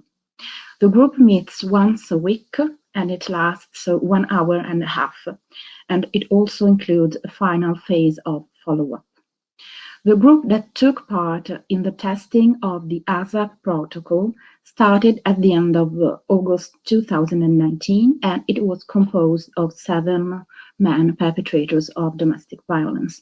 It was led by me and one of my colleagues. Unfortunately, men in this group that we call the ASAP group did not have a partner or ex-partner that were at the time or had been in charge at the local anti-violence center. So it was clear to us that this precious opportunity to do the experimentation, the testing of the ASAP protocol, namely the second phase of the protocol, together with the anti-violence center, could not start at that moment. Anyway, we thought it would be very important to share with the women advocates the project. We were in the ASAP project, and to illustrate the protocol as a possible tool, a possible instrument to facilitate and improve the cooperation between the 2 services. In our city, Padua, the local anti-violence centers works for more than 20 years. Our service do have a collaboration with the Anti-Violence Center, and this collaboration has seen in the time a meaningful improvement despite the initial positions of some understandable diffidence. Despite some undeniable different positions, this project, as a project, was a very good opportunity to talk with and to confront ourselves, our tools and our perspectives with the advocates of the Women's Center. This was made through a joint in-person meeting in September 2019 that was attended by 2 psychologists and our coordinator for the perpetrator service, and by the head of the reception area and 2 other workers for the Anti-Violence Center. It was a very helpful meeting because it raised some questions about the use of the protocol in some special situations, and our perpetrator service is currently questioning these issues. In the opinion of the Anti-Violence Center at the time, the experimental protocol could be used and could be used in the future also, if there would be the possibility to work together on the same case. That is to say, on a case which involves a man and her partner or ex-partner that do not live together anymore. So there was a firm position on the impossibility of cooperating in the event that the 2 of the couple, so the man and the woman, are still cohabiting or otherwise within a relationship. This position of the Anti-Violence Center was supported by their consideration that a formal cooperation, as could be the ASAP experimental protocol, between the 2 services could possibly lead to a reduction in the monitoring of the situation by the other actors of the anti-violence networks. We know very well that the situations, because of the maintenance of the relationship or the cohabitation, are already in themselves from the beginning at greater risk of relapse or escalation of domestic violence. Apart from this important consideration, the Anti-Violence Center was not involved in phase 2, as there were no men with partners or ex-partners that were followed by the Anti-Violence Center. So at the very beginning of the experimentation, we started cooperating with 2 services, child protection and family counseling. Unfortunately, because of the end of the work of the social worker with whom we were collaborating, and we started a cooperation about a man who would start the ASAP group, it was not possible to continue the other phases of the protocol with this service. So the testing of the protocol started only with the sending service of 1 man, the family counseling service. This man entered our program on the advice of the family counseling itself, and the family counseling was following him and his partner for parental support. In reference to the structure of the protocol, so phase 1 and phase 2, because there was the impossibility to involve the whole teams, the whole staffs of our service for perpetrators and of the family counseling service, it was not possible to carry out the introductory meetings of the phase 1. But there were already a consolidated collaboration in time with this service. So we decided to dedicate the first meeting of phase 2 to the illustration also of the experimental protocol and its placement within the ASAP project. During each of the 3 joint meetings of phase 2, we compared the elements of the risk assessment checklist. Risk assessment was carried out regarding both the partner and the children, and during all the testing, low risk was identified both for women and the children. The second meeting of phase 2 was particularly useful because the two services discussed on an episode of recidivism of psychological violence. As will be in more detail illustrated by my colleague Luisa Casagrande of Una Casa per l'Uomo in a few minutes, we think that the ASA protocol, as we concretely experienced it, could be very useful, and it could be a very useful tool instrument to enhance cooperation, because it provides a greater effectiveness in the discussion of the case. It builds a trust-based cooperation between two professionals. It gives us the opportunity to explain the methodology and work practices of our perpetrator service. It also gives us a shared, easy-to-use risk assessment tool, and it's crucial. And it also opened the discussion into the qualitative elements of risk assessment. Finally, it introduced a specific moment to take into account the risk for children, victims or witnesses of violence, that sometimes risk to take second place to the discussion on the safety of women. Thanks to all the participants in this event, and a heartfelt thanks to all of my colleagues.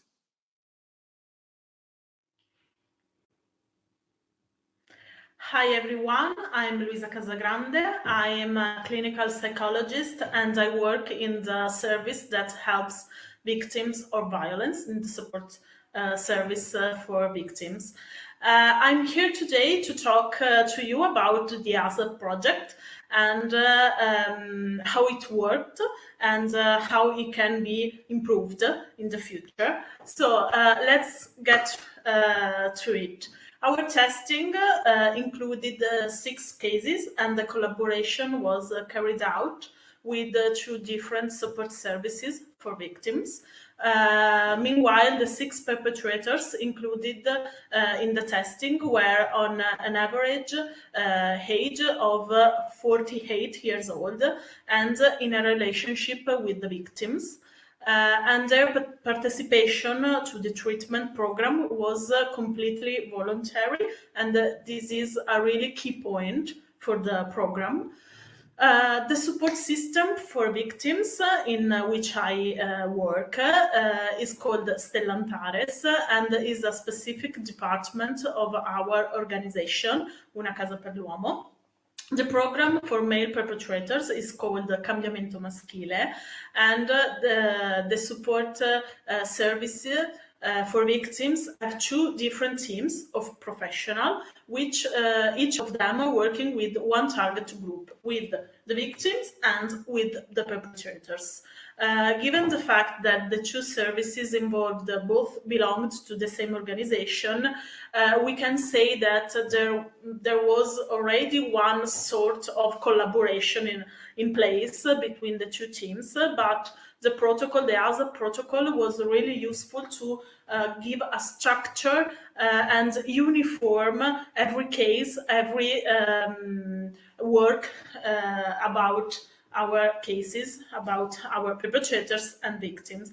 So the introduction of the experimental protocol showed right from the start some undeniable advantages, including the formalization of the collaboration and a new structural collaboration based on a shared methodological practice, and also a joint assessment and discussion of the 2 fundamental aspects of the job, that are the assessment of change and the assessment of risk.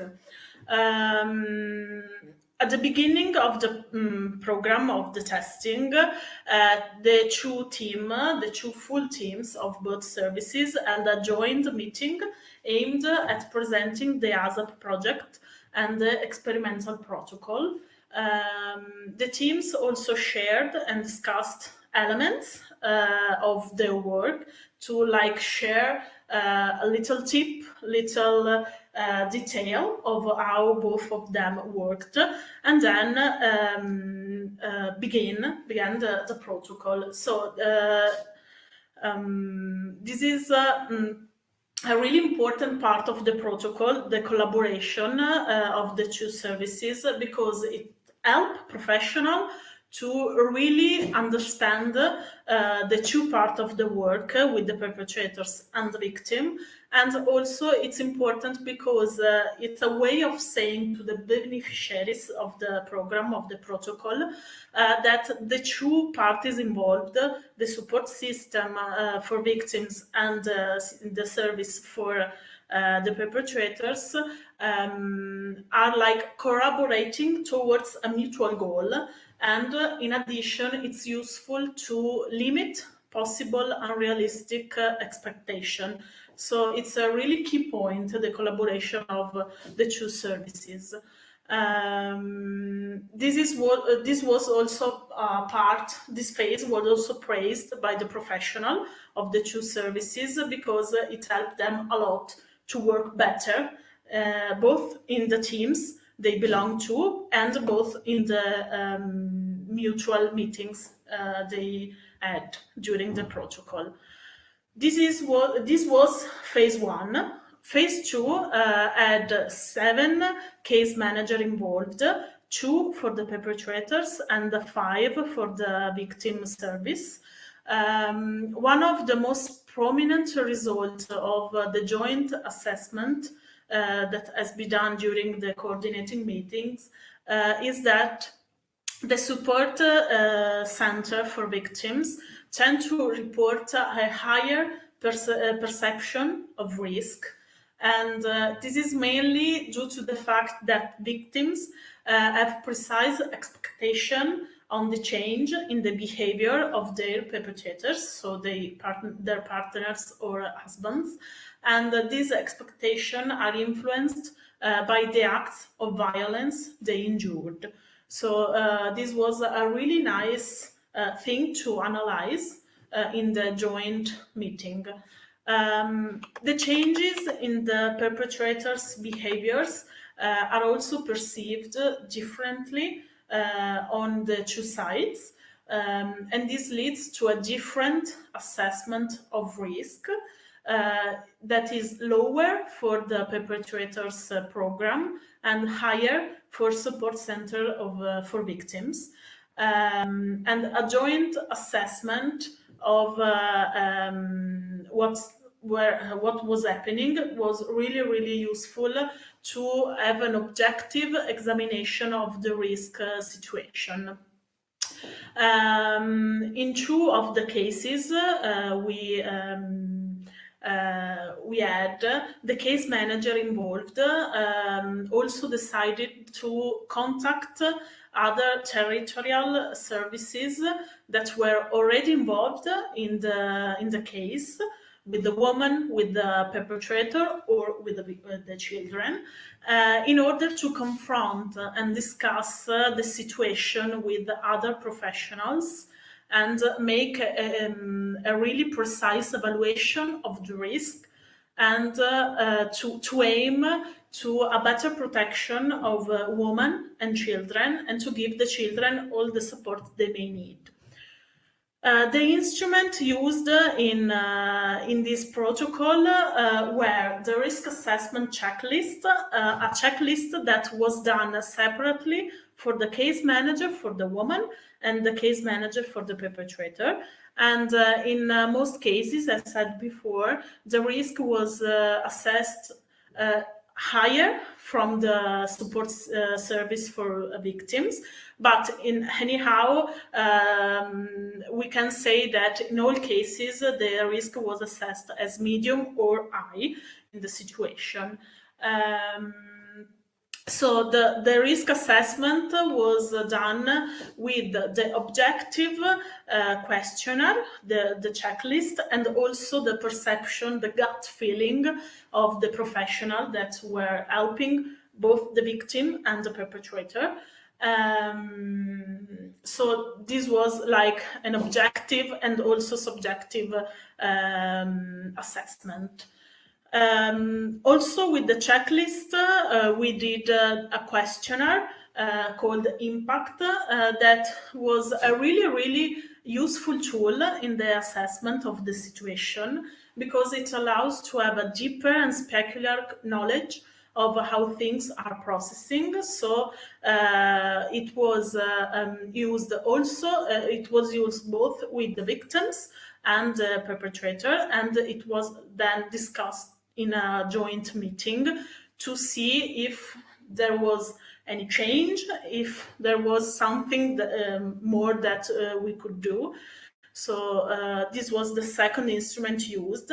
And the last but not least, because it was a really important part, was the assessment of recidivism. It was not only about the frequency of the every single act of violence, but also the severity, because sometimes the severity were lower than the beginning of the program, but the frequency was still at the same, or vice versa. The frequency was lower, but the severity was higher. So recidivism was assessed both by severity and frequency. And in order to have a really objective view of that, both services, the service that supports victims and the service that help the perpetrator, were to fill in this assessment and then confront that on the joint meeting. Even after the protocol and the testing part was finished, we kept on using this protocol because it was really, really useful, both on the perpetrator sides and the victim sides, to have a clearer vision of what was happening or what could have been done better. So it's a really, really useful tool that has been used ever since. And also we can say that it's still in progress. So we may have a few things to work on, like the issue of privacy, because in the joint meeting, we can say that if we share the information, it's like a problem of privacy. So we have to protect private information, both for the victims and the perpetrators. But this is a problem we have not worked out yet. So we'll see in the future. And both another problem is that the program for perpetrators are really structured, so it may last to 24 months, but the service that helps women is not so structured. So if a woman doesn't go to the service anymore, the program cannot be in place, because we need both parties of the couple to do the program. So this is more or less what I can tell you. There are a lot more to tell, but this is a general view of the program and the results, and also the critical part of the protocol, that it's really, really useful, but we can say that everything needs to be improved. So we will work on that. Thank you for your attention. It's been a pleasure explaining to you this protocol. So I hope you have a really, really nice day, and have a good day. Bye. Thank you for the attention. Hello again, here we go. Thank you for that very informative panel that explained a little bit how the ASAP protocol was developed in all the different countries. That was very interesting to hear the different adjustments and the different outcomes. We are furiously working backstage to be able to provide sort of block answers to all the questions that are streaming in, so thank you very much for that. To sort of further complete the presentation of the ASAP project. We are now going to be talking about the evaluation, the impact protocol, and the follow-up of the ASAP experimental work. And it is my pleasure and honor to introduce our very own Berta Val. She is from WWP European Network. She is Research and Development Manager at WWP. She's also working at the University of Blanquerna. She's a clinical psychologist with a PhD in postdoctoral research on intimate partner violent topics. She has extensive experience in research and data analysis in addressing gender-based violence through perpetrator work. And she is responsible for the implementation of the impact toolkit for evaluation or treatment within WWT. So also after the end of this conference, if any of you have additional questions or want to know more about the impact toolkit, you can find all this information through Berta. You can visit our website at WWP. And you will find all the answers to your questions. And so with this, I leave the floor to Berta. Thank you. Thank you, Alessandra, for your moderation, and also to the ASAP team for the fruitful cooperation that we have been having during this the course of this project, and also for organizing this final event that has raised the interest of so many participants today. So in the previous presentations, my colleagues have already explained the tools that we have used in the ASAP project and also the main results obtained in each of the partner countries. Therefore, in this presentation, I will give a short overview of the evaluation design and also the procedure that we followed in the project. But I will also very briefly review the main outcomes that have been obtained in the project altogether within all the countries. And finally, I will focus on the lessons learned and the recommendations for future projects. So when deciding about which design should the evaluation follow in the ASAP project, first it was important for us to think and to reflect about what is being evaluated. You know, is it the outcome, is it the output, or is the process of the program that we want to evaluate? So in the ASAP project, we decided that we would like to evaluate the three of them. And we started by reflecting on, okay, what does work mean? What does it mean that the perpetrator program has been successful? In our evaluation, especially with the impact toolkit, we decided that it would mean not just a reduction on violence, but also a reduction of the impacts of this violence on the victims or survivors. And also, we wanted to have a special focus on the levels of feelings of safety of the victims and survivors, and also on the change in the attitudes of the perpetrators. So all of these aspects were taken into account when evaluating the outcome of the perpetrator programs. It was also important for us to think and to reflect about what violence are being measured. And with the impact toolkit, we decided to assess the psychological violence, abusive behavior, the physical abusive behavior, and also the sexual abusive behavior. Another important aspect of the outcome measurement is to also reflect on the question of who decides about the success. So here it's important to include more than one source of data. Still, nowadays, most of the evaluations rely on only one measure of information. And usually, this is on the accounts of the men in the treatment. And this is one of the main challenges and criticism that exist in perpetrator program evaluations, that there is a lack of triangulation of data. With the impact toolkit, we gather data from the men's accounts and also from their partners or ex-partners. Furthermore, with the ASAP protocol, data is also gathered from the case managers in both organizations, in the victims' services, but also in the perpetrator programs. Also, when analyzing and reflecting on what works, it's important to evaluate the process of the program.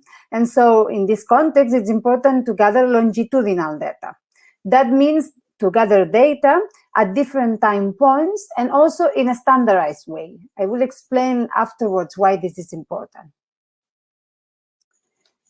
The second question that we tried to answer when we were designing our evaluation method, we were reflecting on the question of what works, but for whom. So the evaluation, we thought that it should also include a strong description of the subjects of the study, analyzing, for example, aspects such as their motivation towards the program and the treatment. Also, if the participants have some mental health issues, some alcohol problems, if they use the violence in different areas of their life or not. So all of these aspects are also taken into account with the impact toolkit. And finally, we also thought that we need to take into account the context of the treatment. So we can answer to the question of what works for whom and under what circumstances. In this context, it's important to analyze the role of the facilitators and also the type of programs. So is it a voluntary program? Is it a mandated program? What kind of approach does this program follows, etc. And all of those aspects are again also taken into account with the impact toolkit, and were all included in the ASAP evaluation design. In this brief presentation, I am not going to review all the outcomes collected within the project. So I'm not going to review all these outcomes that I have just mentioned now, but I will emphasize and I will focus on those that are related to the reduction of violence, also to the impact of this violence on the victims and survivors, and also on the increase of safety. And finally, I also want to briefly review the global evaluation of the protocol itself. So if the ASAP protocol has been successful or not. So in order to evaluate these three dimensions that I have just mentioned, the behavior change and the impact of this behavior, the safety and the quality and usefulness of the protocol, we have gathered data from different sources and from different tools. And we also have used different time points or several time points in which we have collected the data. As you can see in the table, in the first column, there are the dimensions or the outcomes that we have been analyzing in the project. In the second column, there are the sources from which the information was collected. Then in the third column, you can find the tools that we have used to collect the information. And in the last column, you can see the time points in which the data was collected. So first, the abusive behavior and the impact of this behavior have been analyzed with data from the men in the treatment and also from the partners or ex-partners of these men. We used the Impact Outcome Monitoring Toolkit, which I will call it the Impact Toolkit, and we collected data at 4 different time points over the course of the treatment. So the first time in which we collect data, it was at the client's first contact with the program, then another time at the beginning of the treatment, another time in the middle of the treatment, and then at the end of the treatment. So we have information of the process of the treatment, of the outcome process of the treatment. The Impact Toolkit, I want to mention that the Impact Toolkit includes also a follow-up measurement at 6 months after the treatment has been completed, but this could not be included in this project because of the length of the project. So this outcome, the analysis of the behavior change and the impact of this behavior has also been analyzed with data from the case managers, from the perpetrator programs and the victim services who fill in the recidivism situations. And that was filled in twice during the course of the program in the second and third meetings. Second, the safety of the victims or survivors has been analyzed with data, again, from the men in the treatment and their partners or ex-partners with the Impact Toolkit, and at 4 different time points, the same time points that I have mentioned for the previous outcome or dimension. This outcome, again, was also assessed with data from the case managers from both services who filled in the risk assessment checklist 3 times before each of the meetings.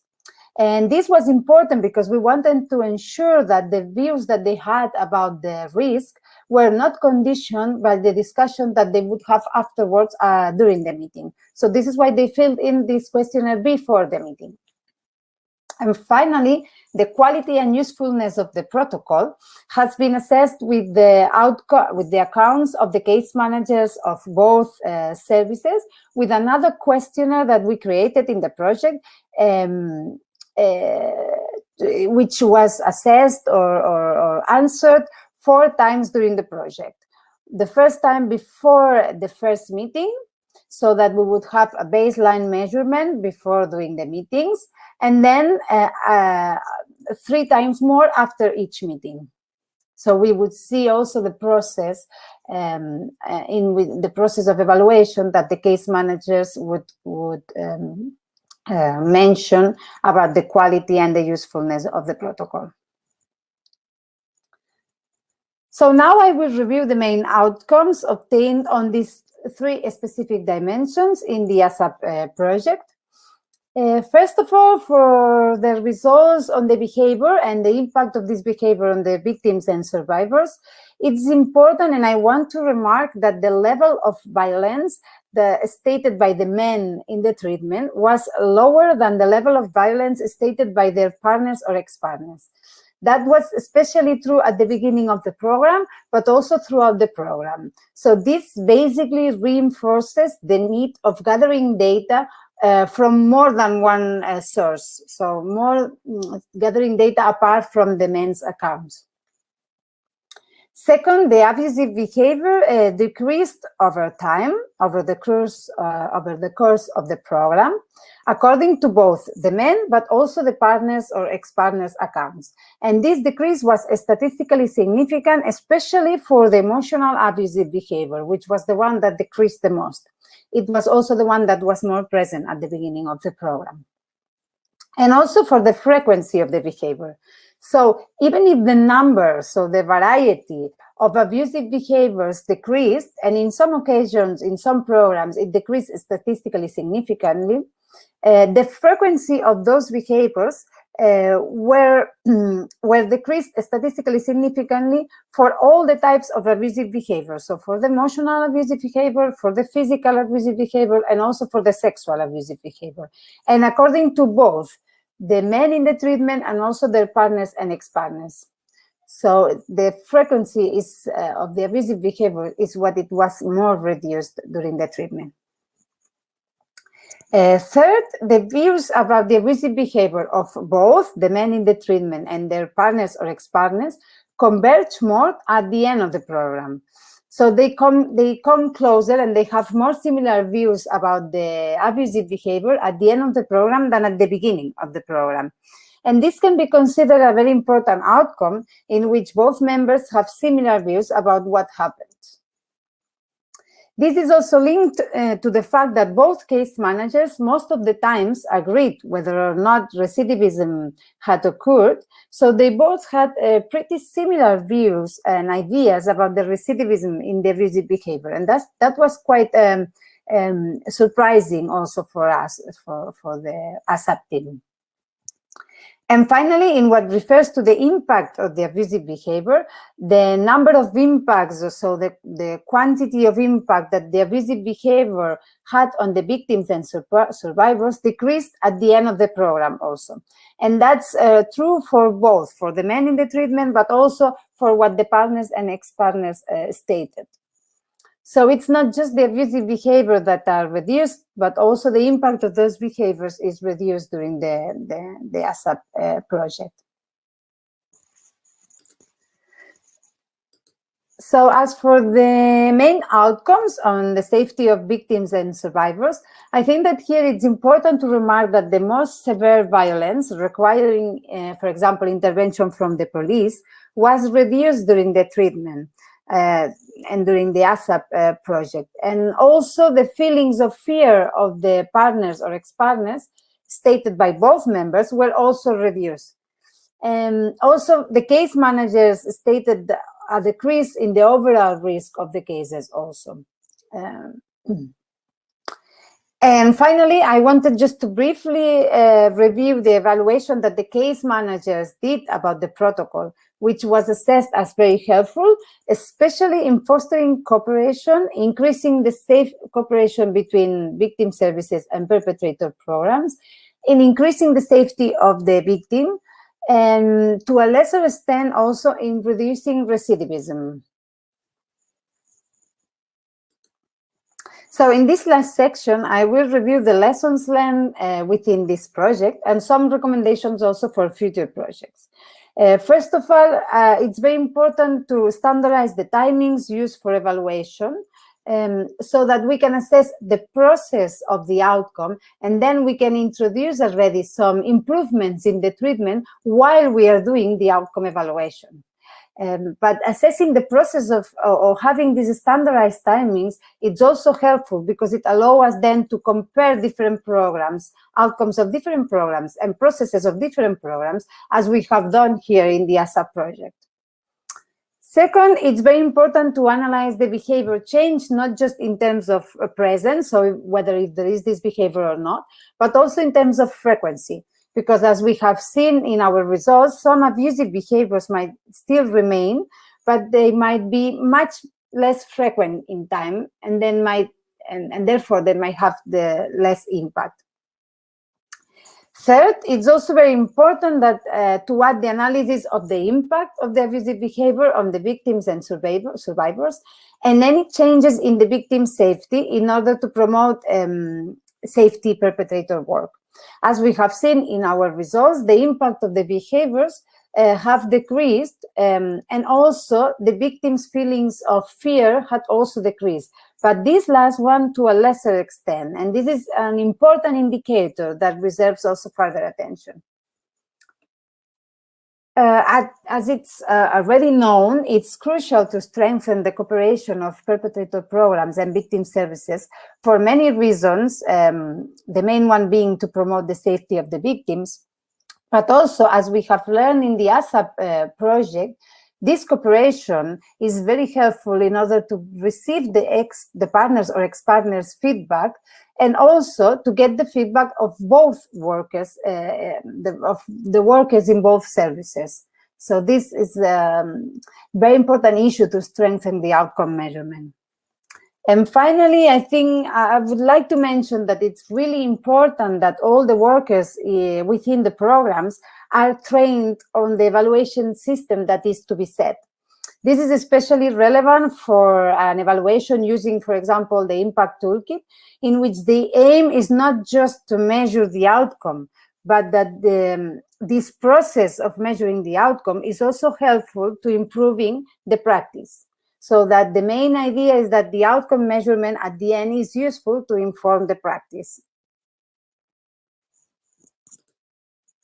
So thank you very much. I want to finish this presentation with a brief reflection, disseminating to stakeholders about the importance of evaluating the outcome of perpetrator programs, especially in the context of the cooperation with the victim services, is a really crucial task.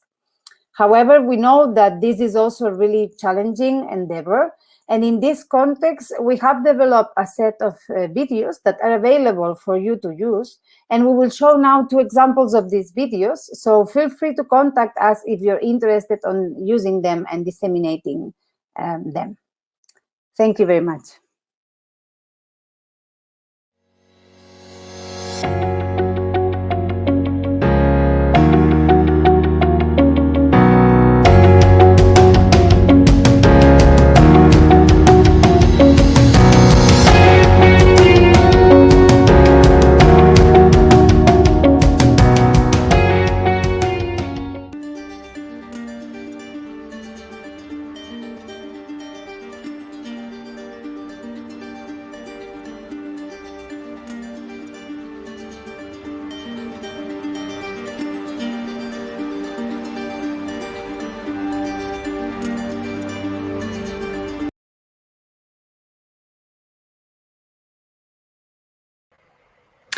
Hello again. So since we're running a little bit late, we're not going to be doing a 10-minute break. I am breaking my promise to you. I said we were going to recuperate. But since we've all been online a long time, I will suggest that we do a few stretching exercises. So just follow my lead.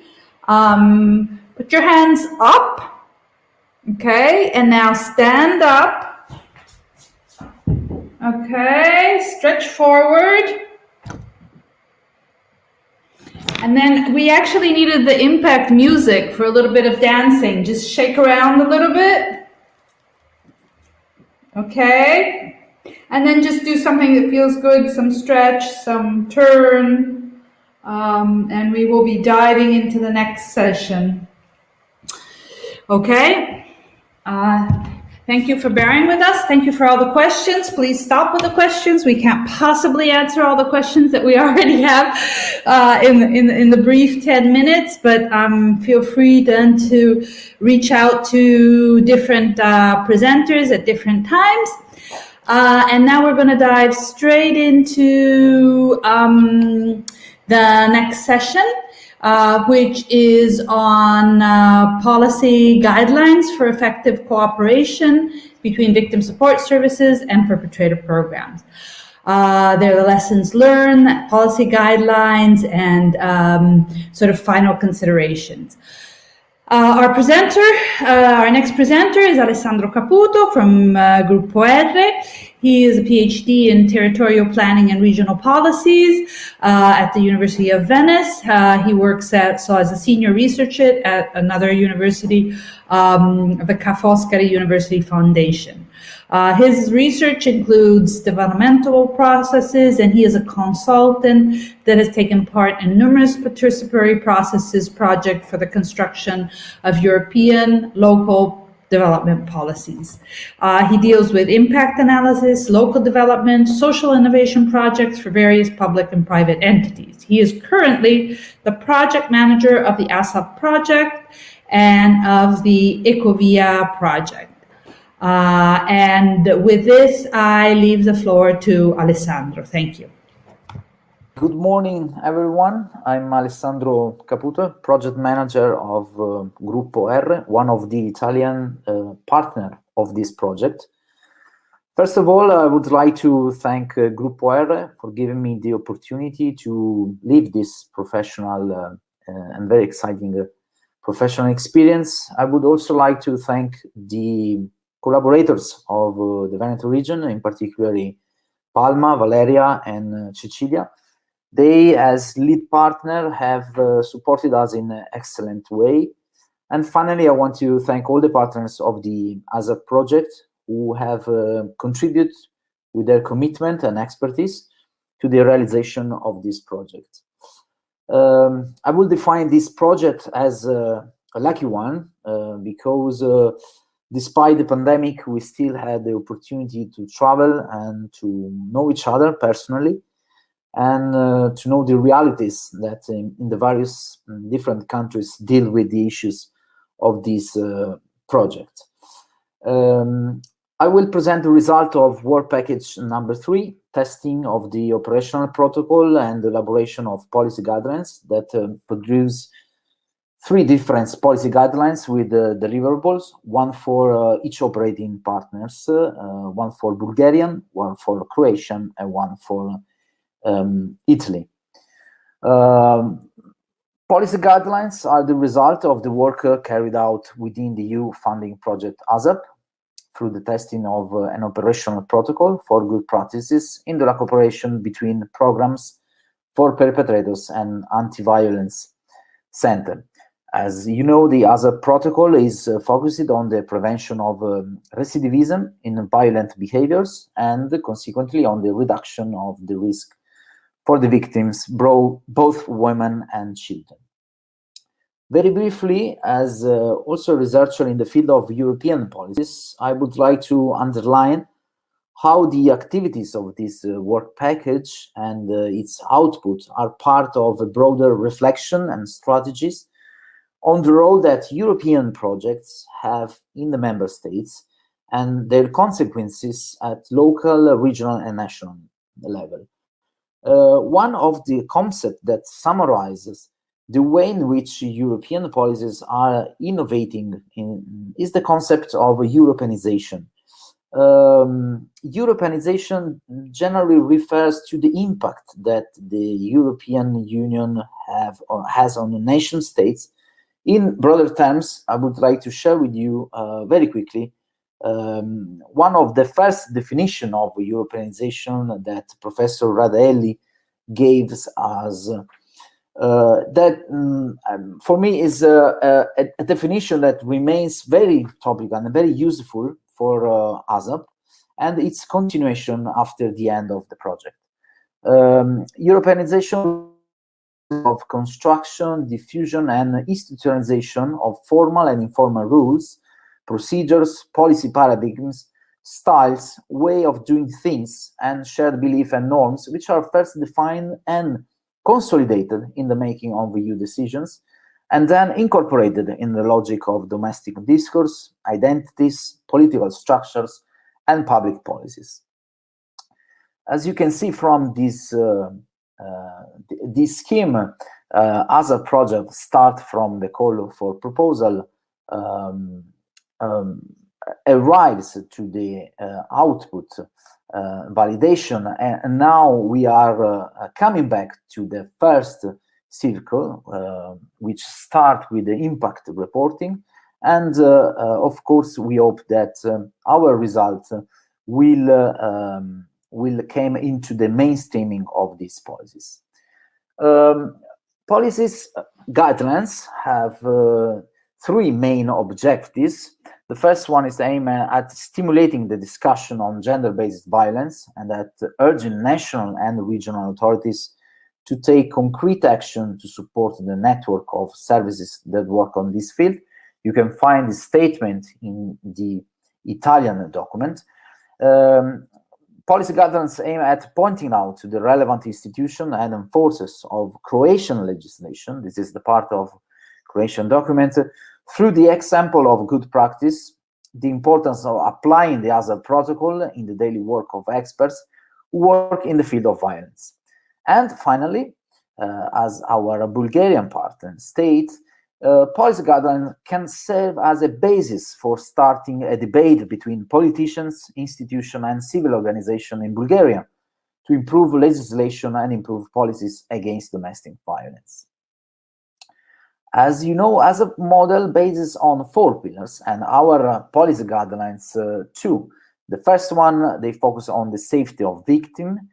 Secondly, on the interagency collaboration, then the assessment on risk, and finally, on instrument for the assessment of change.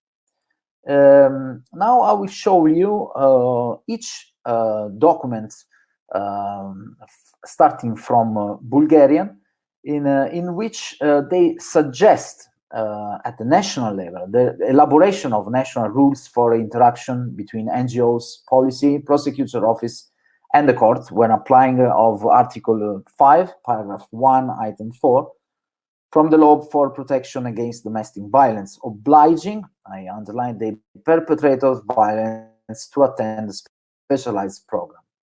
They suggest also to include in the next national program for prevention and protection against domestic violence as a priority, promoting cooperation between support programs for victims, programs for work with perpetrators, and institutions dealing with domestic violence. So providing project funding for the Ministry of Justice for collecting and analyzing information on the topic. They suggest also to develop minimum standards and methodological framework for programs for work with perpetrators of domestic violence and a national regulation for their implementation in premises provided by the police, of course, prosecutor offices, in order to strengthen the element of respect and ensure sustainability of activities. They also suggest to introduce a specific methodology for counseling victims of domestic violence instead of the current methodology for Center for Social Rehabilitation and Integration, which is more relevant for the target group, people with disability, in order to reflect the specific needs of the victims and to receive adequate assistance. Increasing the professional competence of policy officers, social workers, judges, prosecutors, all the actors of this policies in order to increase the awareness of the specific manifestation of domestic violence and the consequences for victims, developing and implementing a reliable toolkit for evaluating the effectiveness of the programs for support of victims and programs for work with perpetrators of domestic violence. They also suggest to complete the law on protection against domestic violence in Article 5, obligation of the perpetrator of the violence to attend a specialized program. They also suggest to complete the regulation for implementation of the law for protection against domestic violence in Section 2, and implement the general recommendation adopted by the Committee on the Elimination of Discrimination against Women. This committee reiterated its recommendation to the government of Bulgaria in the field of violence against women and combating gender stereotyping, in its most recent concluding observation on the 8th periodic report of Bulgaria, issued on the 2nd March. Now let's see what our Croatian partners suggest for the improvement of national rules in Croatia. First of all, they suggest to implement hazard protection as a part of the usual procedure in the treatment of victims and perpetrators. In Croatia, there are no such detailed instructions. Insert the obligation of the collaboration between services in the national, regional, local legislation, as is stated in the Istanbul Convention, and we see that this statement is quite common among these three partners, these three policy guidelines, national policy guidelines. It is necessary to redefine the standard for the evaluation of psychological treatment measures. In fact, there is a significant difference in the application of standards for the imposition of safeguards. Finally, our partners encourage the creation of new perpetrator services. Most of Croatia is not adequately covered by the program. Ensure funding. This is another common aspect for the three national guidelines for programs for perpetrators and services for victims at national level. And there is a need to coordinate all treatment centers with one another in order to exchange experiences in the implementation of treatments. Croatia also, our partners suggest to ensure data collection. This is another common aspect, and evaluation of effectiveness. Encourage the realization of experiences similar to the other project in order to improve and implement the protocol. Underline the importance of perpetrators program to limit recidivism over and over again. Finally, I'm going to present the recommendation that Italian partners made. They suggest to use all the appropriate and necessary tools in order to adopt the recommendation provided by the review. Make the principle of responsibility central in the work with perpetrators, not only within the programs, but also in the relation that perpetrator services have with other services. Encourage the systematic and accurate data collection of perpetrator service, with particular attention to the provision of instruments to evaluate the effectiveness of intervention program. Our Italian partners suggest also to encourage the creation of new perpetrator services, especially in the areas in Italy that currently do not have them, including. Encourage the adhesion of perpetrator service to coordination network in order to guarantee the exchange and comparison with respect to shared guidelines, and put a constant focus on the phenomenon of witnesses violence. Ensure the support for the study and feed the debate on the possible introduction of compulsory perpetrator programs. This is another common recommendation. They suggest also to insert a specific section between the next national plan against violence that highlights the importance of cooperation strategies between perpetrator services and victim support services, reaffirming the importance of perpetrators program as a fundamental prevention tool to stop the intergenerational transmission of violence, offering these men alternative models of masculinity and paternity. Make sure that any action at the regulatory, operational, and instructional level regarding the implementation of the services for victims and perpetrators identifies in advance the financial resources necessary for their implementation and review. Finally, we collect also some suggestions for the European Commission, the effort that the European Commission is making regarding the strengthening of cooperation between victim and perpetrator services and in promoting multi-agency collaboration in the field of domestic violence are widely recognized by all the partners.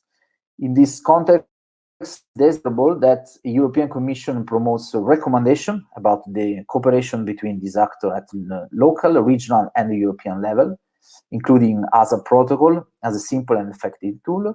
In the national policy guidelines, you can find also specific recommendation that each partner made also at local, at regional level. In this session, I will present only the national dimension. And finally, it's also desirable that the results of this project can help in the harmonization of discrepancies at European level on the modalities of interagency cooperation in order to promote the application of the Istanbul Convention. I thank you very much for your attention, and I hope to see you in the next European projects. Hello again. I must make a small confession that one of my favorite things of the online conferencing and different rooms is like magically appearing into spaces. So this has been extremely gratifying for me this morning. So we are arriving to the conclusion of our conference. This was extremely interesting. These policy guidelines that came out of the project and on the reflection on different countries. Thank you very much, Alessandro, for exposing them in such a clear way. Next on our program is a European Commission Policy Officer, Carla Pambianco. Carla will give us an overview of the European agenda to tackle gender-based violence, including a special insight about the plans for further development of the European Gender Equality Strategy. She has a PhD in EU law, formerly policy advisor for the European Parliament, and currently legal officer of the European Commission of the Directorate of General for Justice and Consumers Gender Equality Unit. Thank you so much for being here today with us, Carla, and with that, I leave you the floor. Thank you, Chair. Good morning, everyone. This presentation will focus on the latest measure and action the Commission is working on to tackle gender-based violence and domestic violence. The Commission is also tackling gender-based violence in its external action. However, this aspect will not be covered today, since it will focus on the measure at the EU27 level. President von der Leyen announced since the very beginning of her mandate in her political guidelines that the Union should do all it can to combat violence against women. This commitment has been confirmed in various occasions afterwards. The two main reference documents where the Commission presented its plan are the Gender Equality Strategy and the Commission Work Programme for 2021. The Gender Equality Strategy covers the periods from 2020 to 2025, and it was launched in March last year. It sets out both legislative and non-legislative action on ending violence against women. The Commission Work Programme 2021 was published in autumn last year, and it presents the key initiative the Commission will undertake in the coming months. So now let's give a closer look at what's in the Gender Equality Strategy. Being free from violence and stereotypes is one of the three pillars of the strategy. So this confirms the Commission's strong and firm pledge to tackle this violation of human rights. When it comes to concrete measures, the strategy confirms that the EU accession to the Istanbul Convention remains a priority. The Commission proposed the EU accession in 2016, and the EU signed it in July 2017. Up to now, all EU member states have signed the convention and 21 have ratified it. However, due to political opposition and disinformation, the EU accession has not been concluded yet. And in September 2019, the European Parliament requested a European Court of Justice opinion on the compatibility with the treaties of the adoption procedure, the legal basis, and the scope of the EU accession. And the court opinion is expected to be delivered in Q2 or 3 this year. In this framework, the strategy also announced that the Commission intends to propose measures within the limits of EU competence to achieve the same objective as the Istanbul Convention. Furthermore, the strategy provides a set of non-legislative measures, and this includes, in particular, the establishment of a EU network on prevention of gender-based violence against women, a recommendation on prevention of harmful practices against women and girls, and a voluntary framework for IT platforms and other stakeholders on tackling gender online violence. This will be established later on in the mandate after the legislative proposal, and it will be based on the evidence gathered this year. Finally, concerning the importance of data collection, Eurostat is also conducting a prevalence-based survey on gender-based violence, and the results are expected in 2023. The Commission Work Programme follows up to the gender equality strategy with additional concrete legislative action. This document confirmed that while the Commission remains committed to the EU accession to the Council of Europe Istanbul Convention, it will also present 2 new legislative proposals on the matter. A legislative proposal to prevent and combat specific forms of gender-based violence with the same objective of the Istanbul Convention, and an initiative to extend the list of EU crimes to include hate crime and hate speech on all grounds. And the aim is to include also misogynist crime. This extension will give effect to the announcement of the EU gender equality strategy to address specific forms of gender-based violence. This initiative is led by another team in my Directorate General, and for the time being, I'm not in the position to further develop on it. Now, before presenting the state of play of the legislative initiative, I would like to spend a few words on the reason why the Commission is working on this proposal. First of all, as already mentioned, the EU accession process to the Istanbul Convention is currently blocked. Depending on the outcome of the negotiation, the legislative initiative will either implement the Convention under EU competence or implement the rights and obligations under the Convention in an alternative way, should the accession remain blocked. Secondly, although the topic falls in the scope of application of several directives and regulations, in particular in the areas of judicial cooperation in criminal matters, asylum policy, and equality between women and men, there is currently no specific EU legal instrument addressing violence against women and domestic violence in a comprehensive manner. So, where do we stand? To build an evidence-based support to strengthen measures at EU level, the Commission is now conducting a fitness check of the EU legislation relevant to violence against women and domestic violence in parallel with an impact assessment study. The fitness check will inquire whether existing EU law sufficiently address the specific needs of victims of gender-based violence, while the impact assessment will further develop these findings into policy and legislative action to tackle possible gaps, and will also assess whether new EU regulation would create added value for the benefit of the victims. The preparation of the proposals is also linked to the EU Victims' Rights Strategy, which was presented last year. The strategy covers all victims of crime, including victims of gender-based violence, and it builds on the shortcoming of the Victims' Rights Directive implementation, which has been revealed by the Commission monitoring. With regards to the scope, the legislative initiative will cover violence against women both online and offline. Online violence against women has also been taken into consideration in the preparation of the Digital Service Act. And in 2022, the Commission will establish a voluntary cooperation arrangement with IT platform and other stakeholders to better protect women online. Additionally, on 8th of February, we launched an open public consultation on the Europa Hearsay portal. This consultation forms part of the evidence gathering we are carrying out in the preparation for the legislative initiative. The purpose of the consultation is to gather input from the widest possible range of stakeholders, including individual citizens, civil society organizations, social partners, equality bodies, member states, and national authorities. And this will be complemented also with targeted consultation of specific stakeholders. The consultation is very broad and is structured in 5 sections, which cover the main objective of the Istanbul Convention, which fall under the EU competence. So the first section is about prevention. The second one is about access to justice and protection.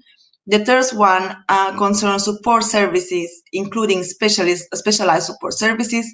The fourth section is about how specific forms of gender-based violence are addressed in the member state. And finally, Section 5 addresses other aspects such as data collection, intersectionality, and the impact of COVID-19 crisis on violence against women and domestic violence. I'm warmly inviting you to participate and to share this open public consultation with potential and interest stakeholders. For us, the active participation of civil society and practitioners is key to unveil shortcomings and challenges for victims of gender-based violence and across Europe. And we think this is also a good opportunity to give the voice of people on the ground fighting and supporting victims of gender-based violence. Thank you for your attention and do not hesitate to ask questions. Thank you.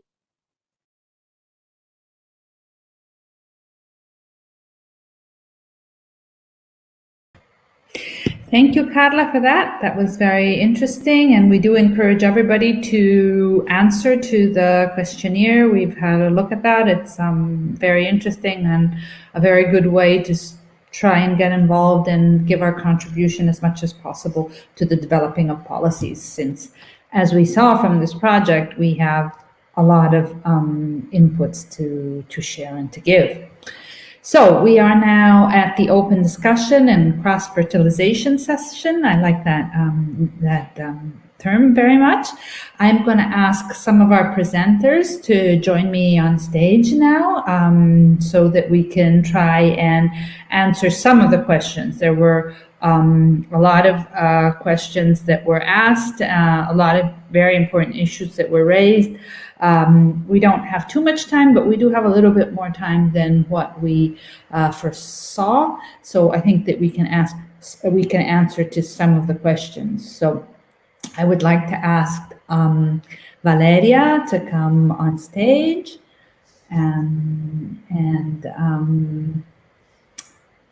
okay. Do you think you could your camera? Can you hear me? I can hear you, but I can't see you. Can you put your camera on? It's on. Okay.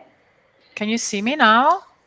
Oh, yes. Okay. Here I am. That's great. Okay, Valeria. So the first question I would like to ask you is about the information. Some people were asking, where can I find the protocols? Where can I find the materials of this project? So would you mind? Yeah, so we have a web page in the website of Veneto region, and I think my colleague, Veneto region teammates, they are sending links in the chat, the Italian chat. And also I will recommend everyone to sign the email, which is progetto.asap@regione.veneto.it. I will email everyone and send it.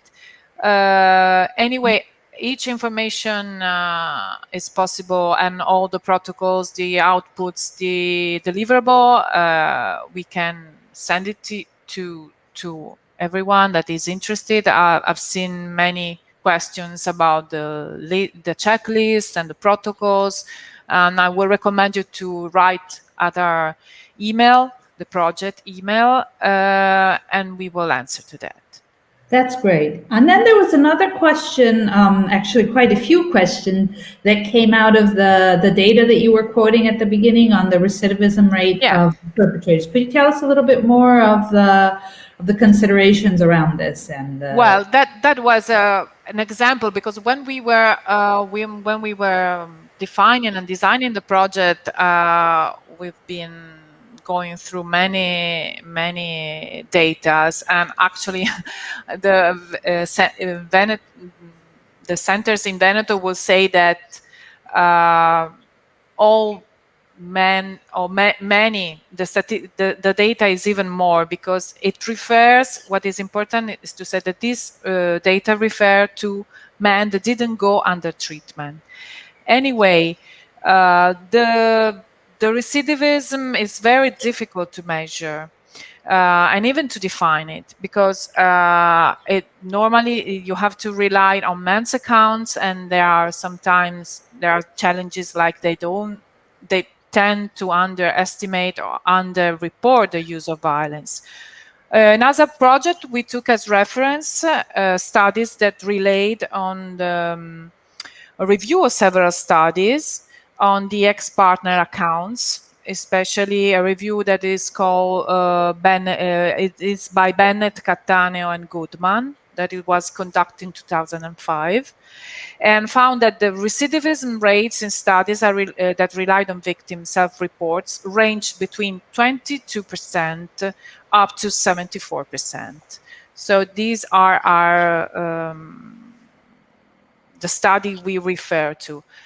Anywhere, as you can see, the range is very wide, because, as I say at the beginning, the methods and definition used in different studies changes according to the author and to the reporting, and this was this review of several studies was the most interesting to us to refer to. Okay, thank you very much, Valeria. So next on, I would ask if Elena can join us, Una Casa per l'Uomo. Hello, here am I.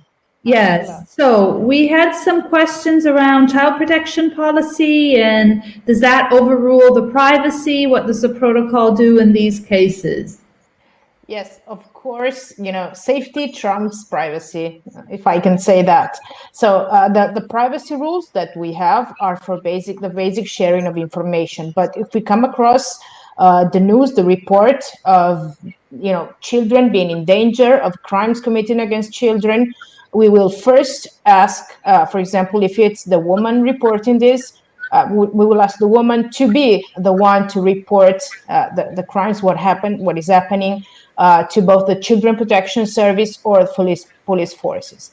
If this is not possible, if, for example, it's the perpetrator who mentions violence against children, we will tell the perpetrator that we will report the situation. So it's always important to consider the circumstances, and privacy can be overruled in these cases. There's another question that had to do with different cultural differences throughout the project. Is that something that came up with comparing the different protocols? Did you discuss that among partners? Were there any issues around that? Yes, of course.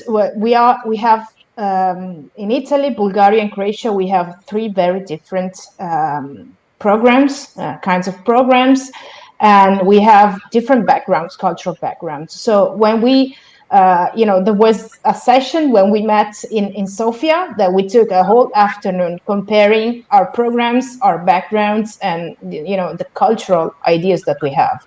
So when we built the protocol, we based it on, we tried to find a common ground, because we had to taste a protocol and to find some common ground in between. But then this cultural, we decided that we could not have just one protocol that was, equal for everybody across Europe. It was impossible. So we decided, as you saw, to just have, each partner, personalize the protocol and the guidelines according to their own perspectives. Okay, thank you very much, Elena. Next up is Laura from Gruppo R. Hello, Laura. Hello, Alessandra. So we have a couple of questions. One has to do with some participants were asking if the man in the program had an episode of recidivism. So there was a new episode of violence. How did you address it? And I can also say that different programs addressed it differently. So we got different answers. In Croatia, there's a compulsory reporting policy. So if this happened, they reported it to the police. What happened in the Italian groups with cases of recidivism? Yes, there are different possibilities. I think that, for example, during the experimentation of the ASA protocol with the service, there was an episode of recidivism about violent behavior, psychological violent behavior. But in this case, it was the man himself that reported it during during the meeting group, and then we discussed it with him, obviously, and then during the next meeting with the service, we had the collaboration. I think it depends mostly on which type of which kind of service we are collaborating with, we are cooperating with. We always remember that our first aim is the protection of women and children. So we do the very best to do it, but it is a very delicate issue because sometimes we can know that there has been a new episode of violence from the contact with the partner. So the man does not report it to the group, and it is a very delicate situation if the woman is not followed by an anti-violence center. So I think it seems like we have a bit of connectivity problems. Laura seems to have frozen. Are you back? Yes. Okay. You froze. Okay. Sorry. So I think that the very first, the most important thing is to discuss about the safety of the woman. So, for example, we obviously do not use the information of the recidivism that we have taken from the partner into the group, so with the man directly, obviously, but we have to face this recidivism, taking into account the possibilities and the danger between the woman and the children. So it's very complex issue. Okay. There was another question that had to do with the intake process with the men. Somebody was asking about do you distinguish different types of perpetrators? How do you address issues around, for example, alcohol and drug or specific psychiatric pathologies? Yes. We have an individual sessions in the first phase of our treatment program. So we have 3 to 5 individual sessions of counseling with one of our psychologists. So during this phase, we do not use specific diagnostic tools, but during these individual sessions, we assess the elements and the eventual presence of drug or alcohol use or mental health issues. And if these issues are not under treatment, the man cannot enter the phase, the central phase, so the group treatment, before assessing the other issues. And then we also require the man to contact to make network with the other professionals that will take him into account. So it's very important for us to assess these things. Okay, thank you. Thank you, Laura, very much.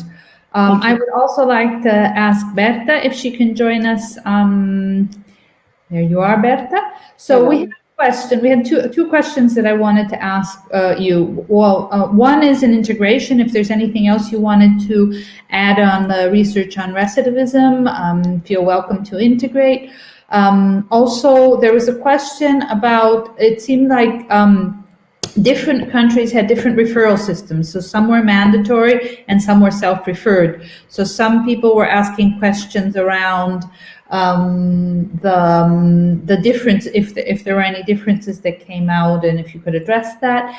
And then there was a question on, I'm not sure if they were asking, I think they may have been asking if the project was also addressed to lesbian and intersex couples, and I think we can say that it wasn't, but maybe we can say something about Impact Toolkit and lesbian and intersex couples, because I think that might be interesting to the audience. Yes, thank you. So, in terms of the recidivism rates, I think that Valeria pretty much covered everything that we wanted to mention. Just to emphasize that we took the numbers and the data specifically from the victims' accounts, which we thought that was also very relevant for the ASAP project. But I would like to focus on the question about the difference in the programs and if we took this into account when we did the evaluation of the ASAP protocol. So I think this is a very relevant question. We didn't have time to go in deep on that during the presentation. But first, I would like to emphasize that in the ASAP project, we wanted to evaluate the pilot of the protocol. So the pilot experience developing and undertaking the protocol, the ASAP protocol.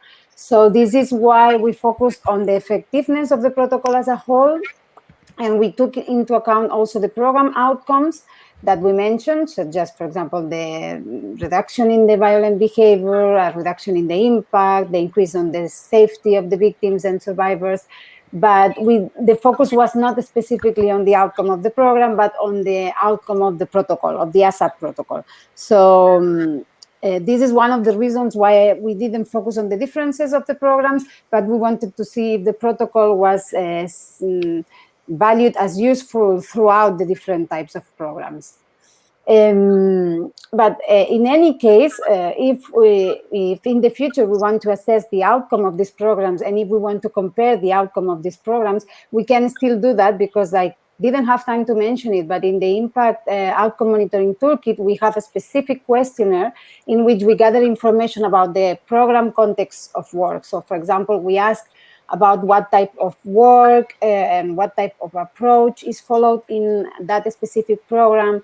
We also ask questions about the characteristics of the men and the intake phase of the program. So we have a lot of information around the characteristics of the program, but also around the sample description. So we can do comparisons on that when we compare programs in the future.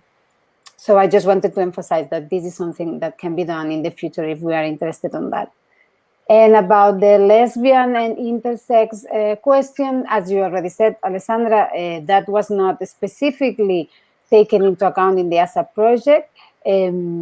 But with the Impact Toolkit, if we want to evaluate the outcome of perpetrator programs or victim services working with these specific target groups, that can be done also. So it's a questionnaire that it can also be used with these specific target groups. So to evaluate intimate partner violence in general in close relationships. Thank you so much, Berta. I have two follow-up questions, so I would also ask Elena and Valeria back on stage. So Elena, the follow-up question is this. I got mixed up on when I asked about the cultural differences. They weren't referring to cultural in terms of differences between the countries, but they were referring to the different cultures of institutions. So, for example, in developing the protocols with different institutions, how perpetrator programs work on and assess things, victim support services or the police or different social services. So if there were internal cultures that need to be dealt with in developing the protocols. Yes. of course there were. We did not have, the opportunity to get in depth of all these aspects. So we figured that in the first, this is a pilot protocol, and I think that it needs to be developed. This is starting point. Okay, there are so many aspects that can be developed further. So for this first part, we decided to have the first phase, like I said in my presentation. In the first phase of the protocol, when we meet for the first time with different institutions, we tackle the different cultural aspects there. For a future phase, I think of this project, this protocol development, we could go into depth and just start with a discussion and a confrontation on the different cultures of institutions. Okay, thank you, Elena. You're And Valeria, for you, I had another question. Some participants were asking specifically, I think, about the Italian context. If you think there is enough coverage in the public agenda in general on perpetrator programs and collaboration between women's support services and perpetrator programs. So, if this is, in your opinion, being given enough visibility in the public agenda. Well, I think ASAP is a good first step in my opinion, and we are moving ahead. Actually, with my colleague, we are now dealing also with and referring to the program that are been developing at the national level from the government, and so we will be moving further ahead in our Veneto region to recognizing more perpetrator centers. And I think ASAP was definitely very important from the policy point of view to highlight even the existence, because many in the general public many person didn't know that we have this opportunity, that the people have the opportunity, while instead we have, of course, a center where victims are protected and are followed. There was a quite widespread not knowledge of the existence of few centers. I think now we have, if I'm not wrong, please Palma correct me, we have 7 centers recognized centers in the Veneto region, and we are working on it to increase the network. Okay, thank you. So I think that we can, at this point, wrap up our discussion, and we can move into the final conference closing. Thank you very much for joining me on stage. I think this has been a very instructive and interesting opportunity to know about this this project, the protocols that it has developed. It addresses very central issues that we have around working safely with perpetrator programs, focusing on improving the cooperation both between victim support services and perpetrator programs, but also with the whole system.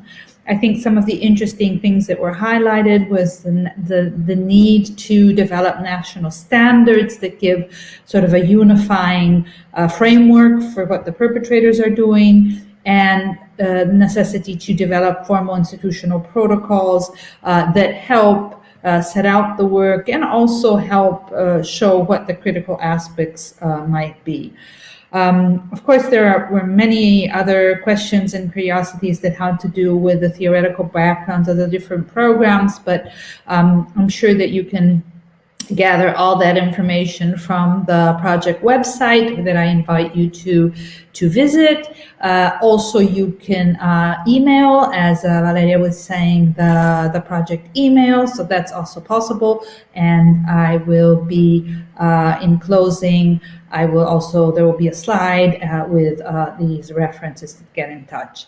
And before we close with the final slide, I wanted to thank again everybody that's been behind the scenes of this, organizing all this, Dimitra and the whole consortium, the people here that have been helping us, Stephen, Simon, and the whole team of the conference. It's been, as usual, a pleasure working with you. You will find in the chat a link to a questionnaire, a satisfaction questionnaire. Please take a few seconds to compile that. We need that for evaluating what we're doing. And thank you again for joining us all here. Also, keep in mind that there might be some very interesting references for you also on the WWP website. We have some interesting trainings, including how to set up a perpetrator program.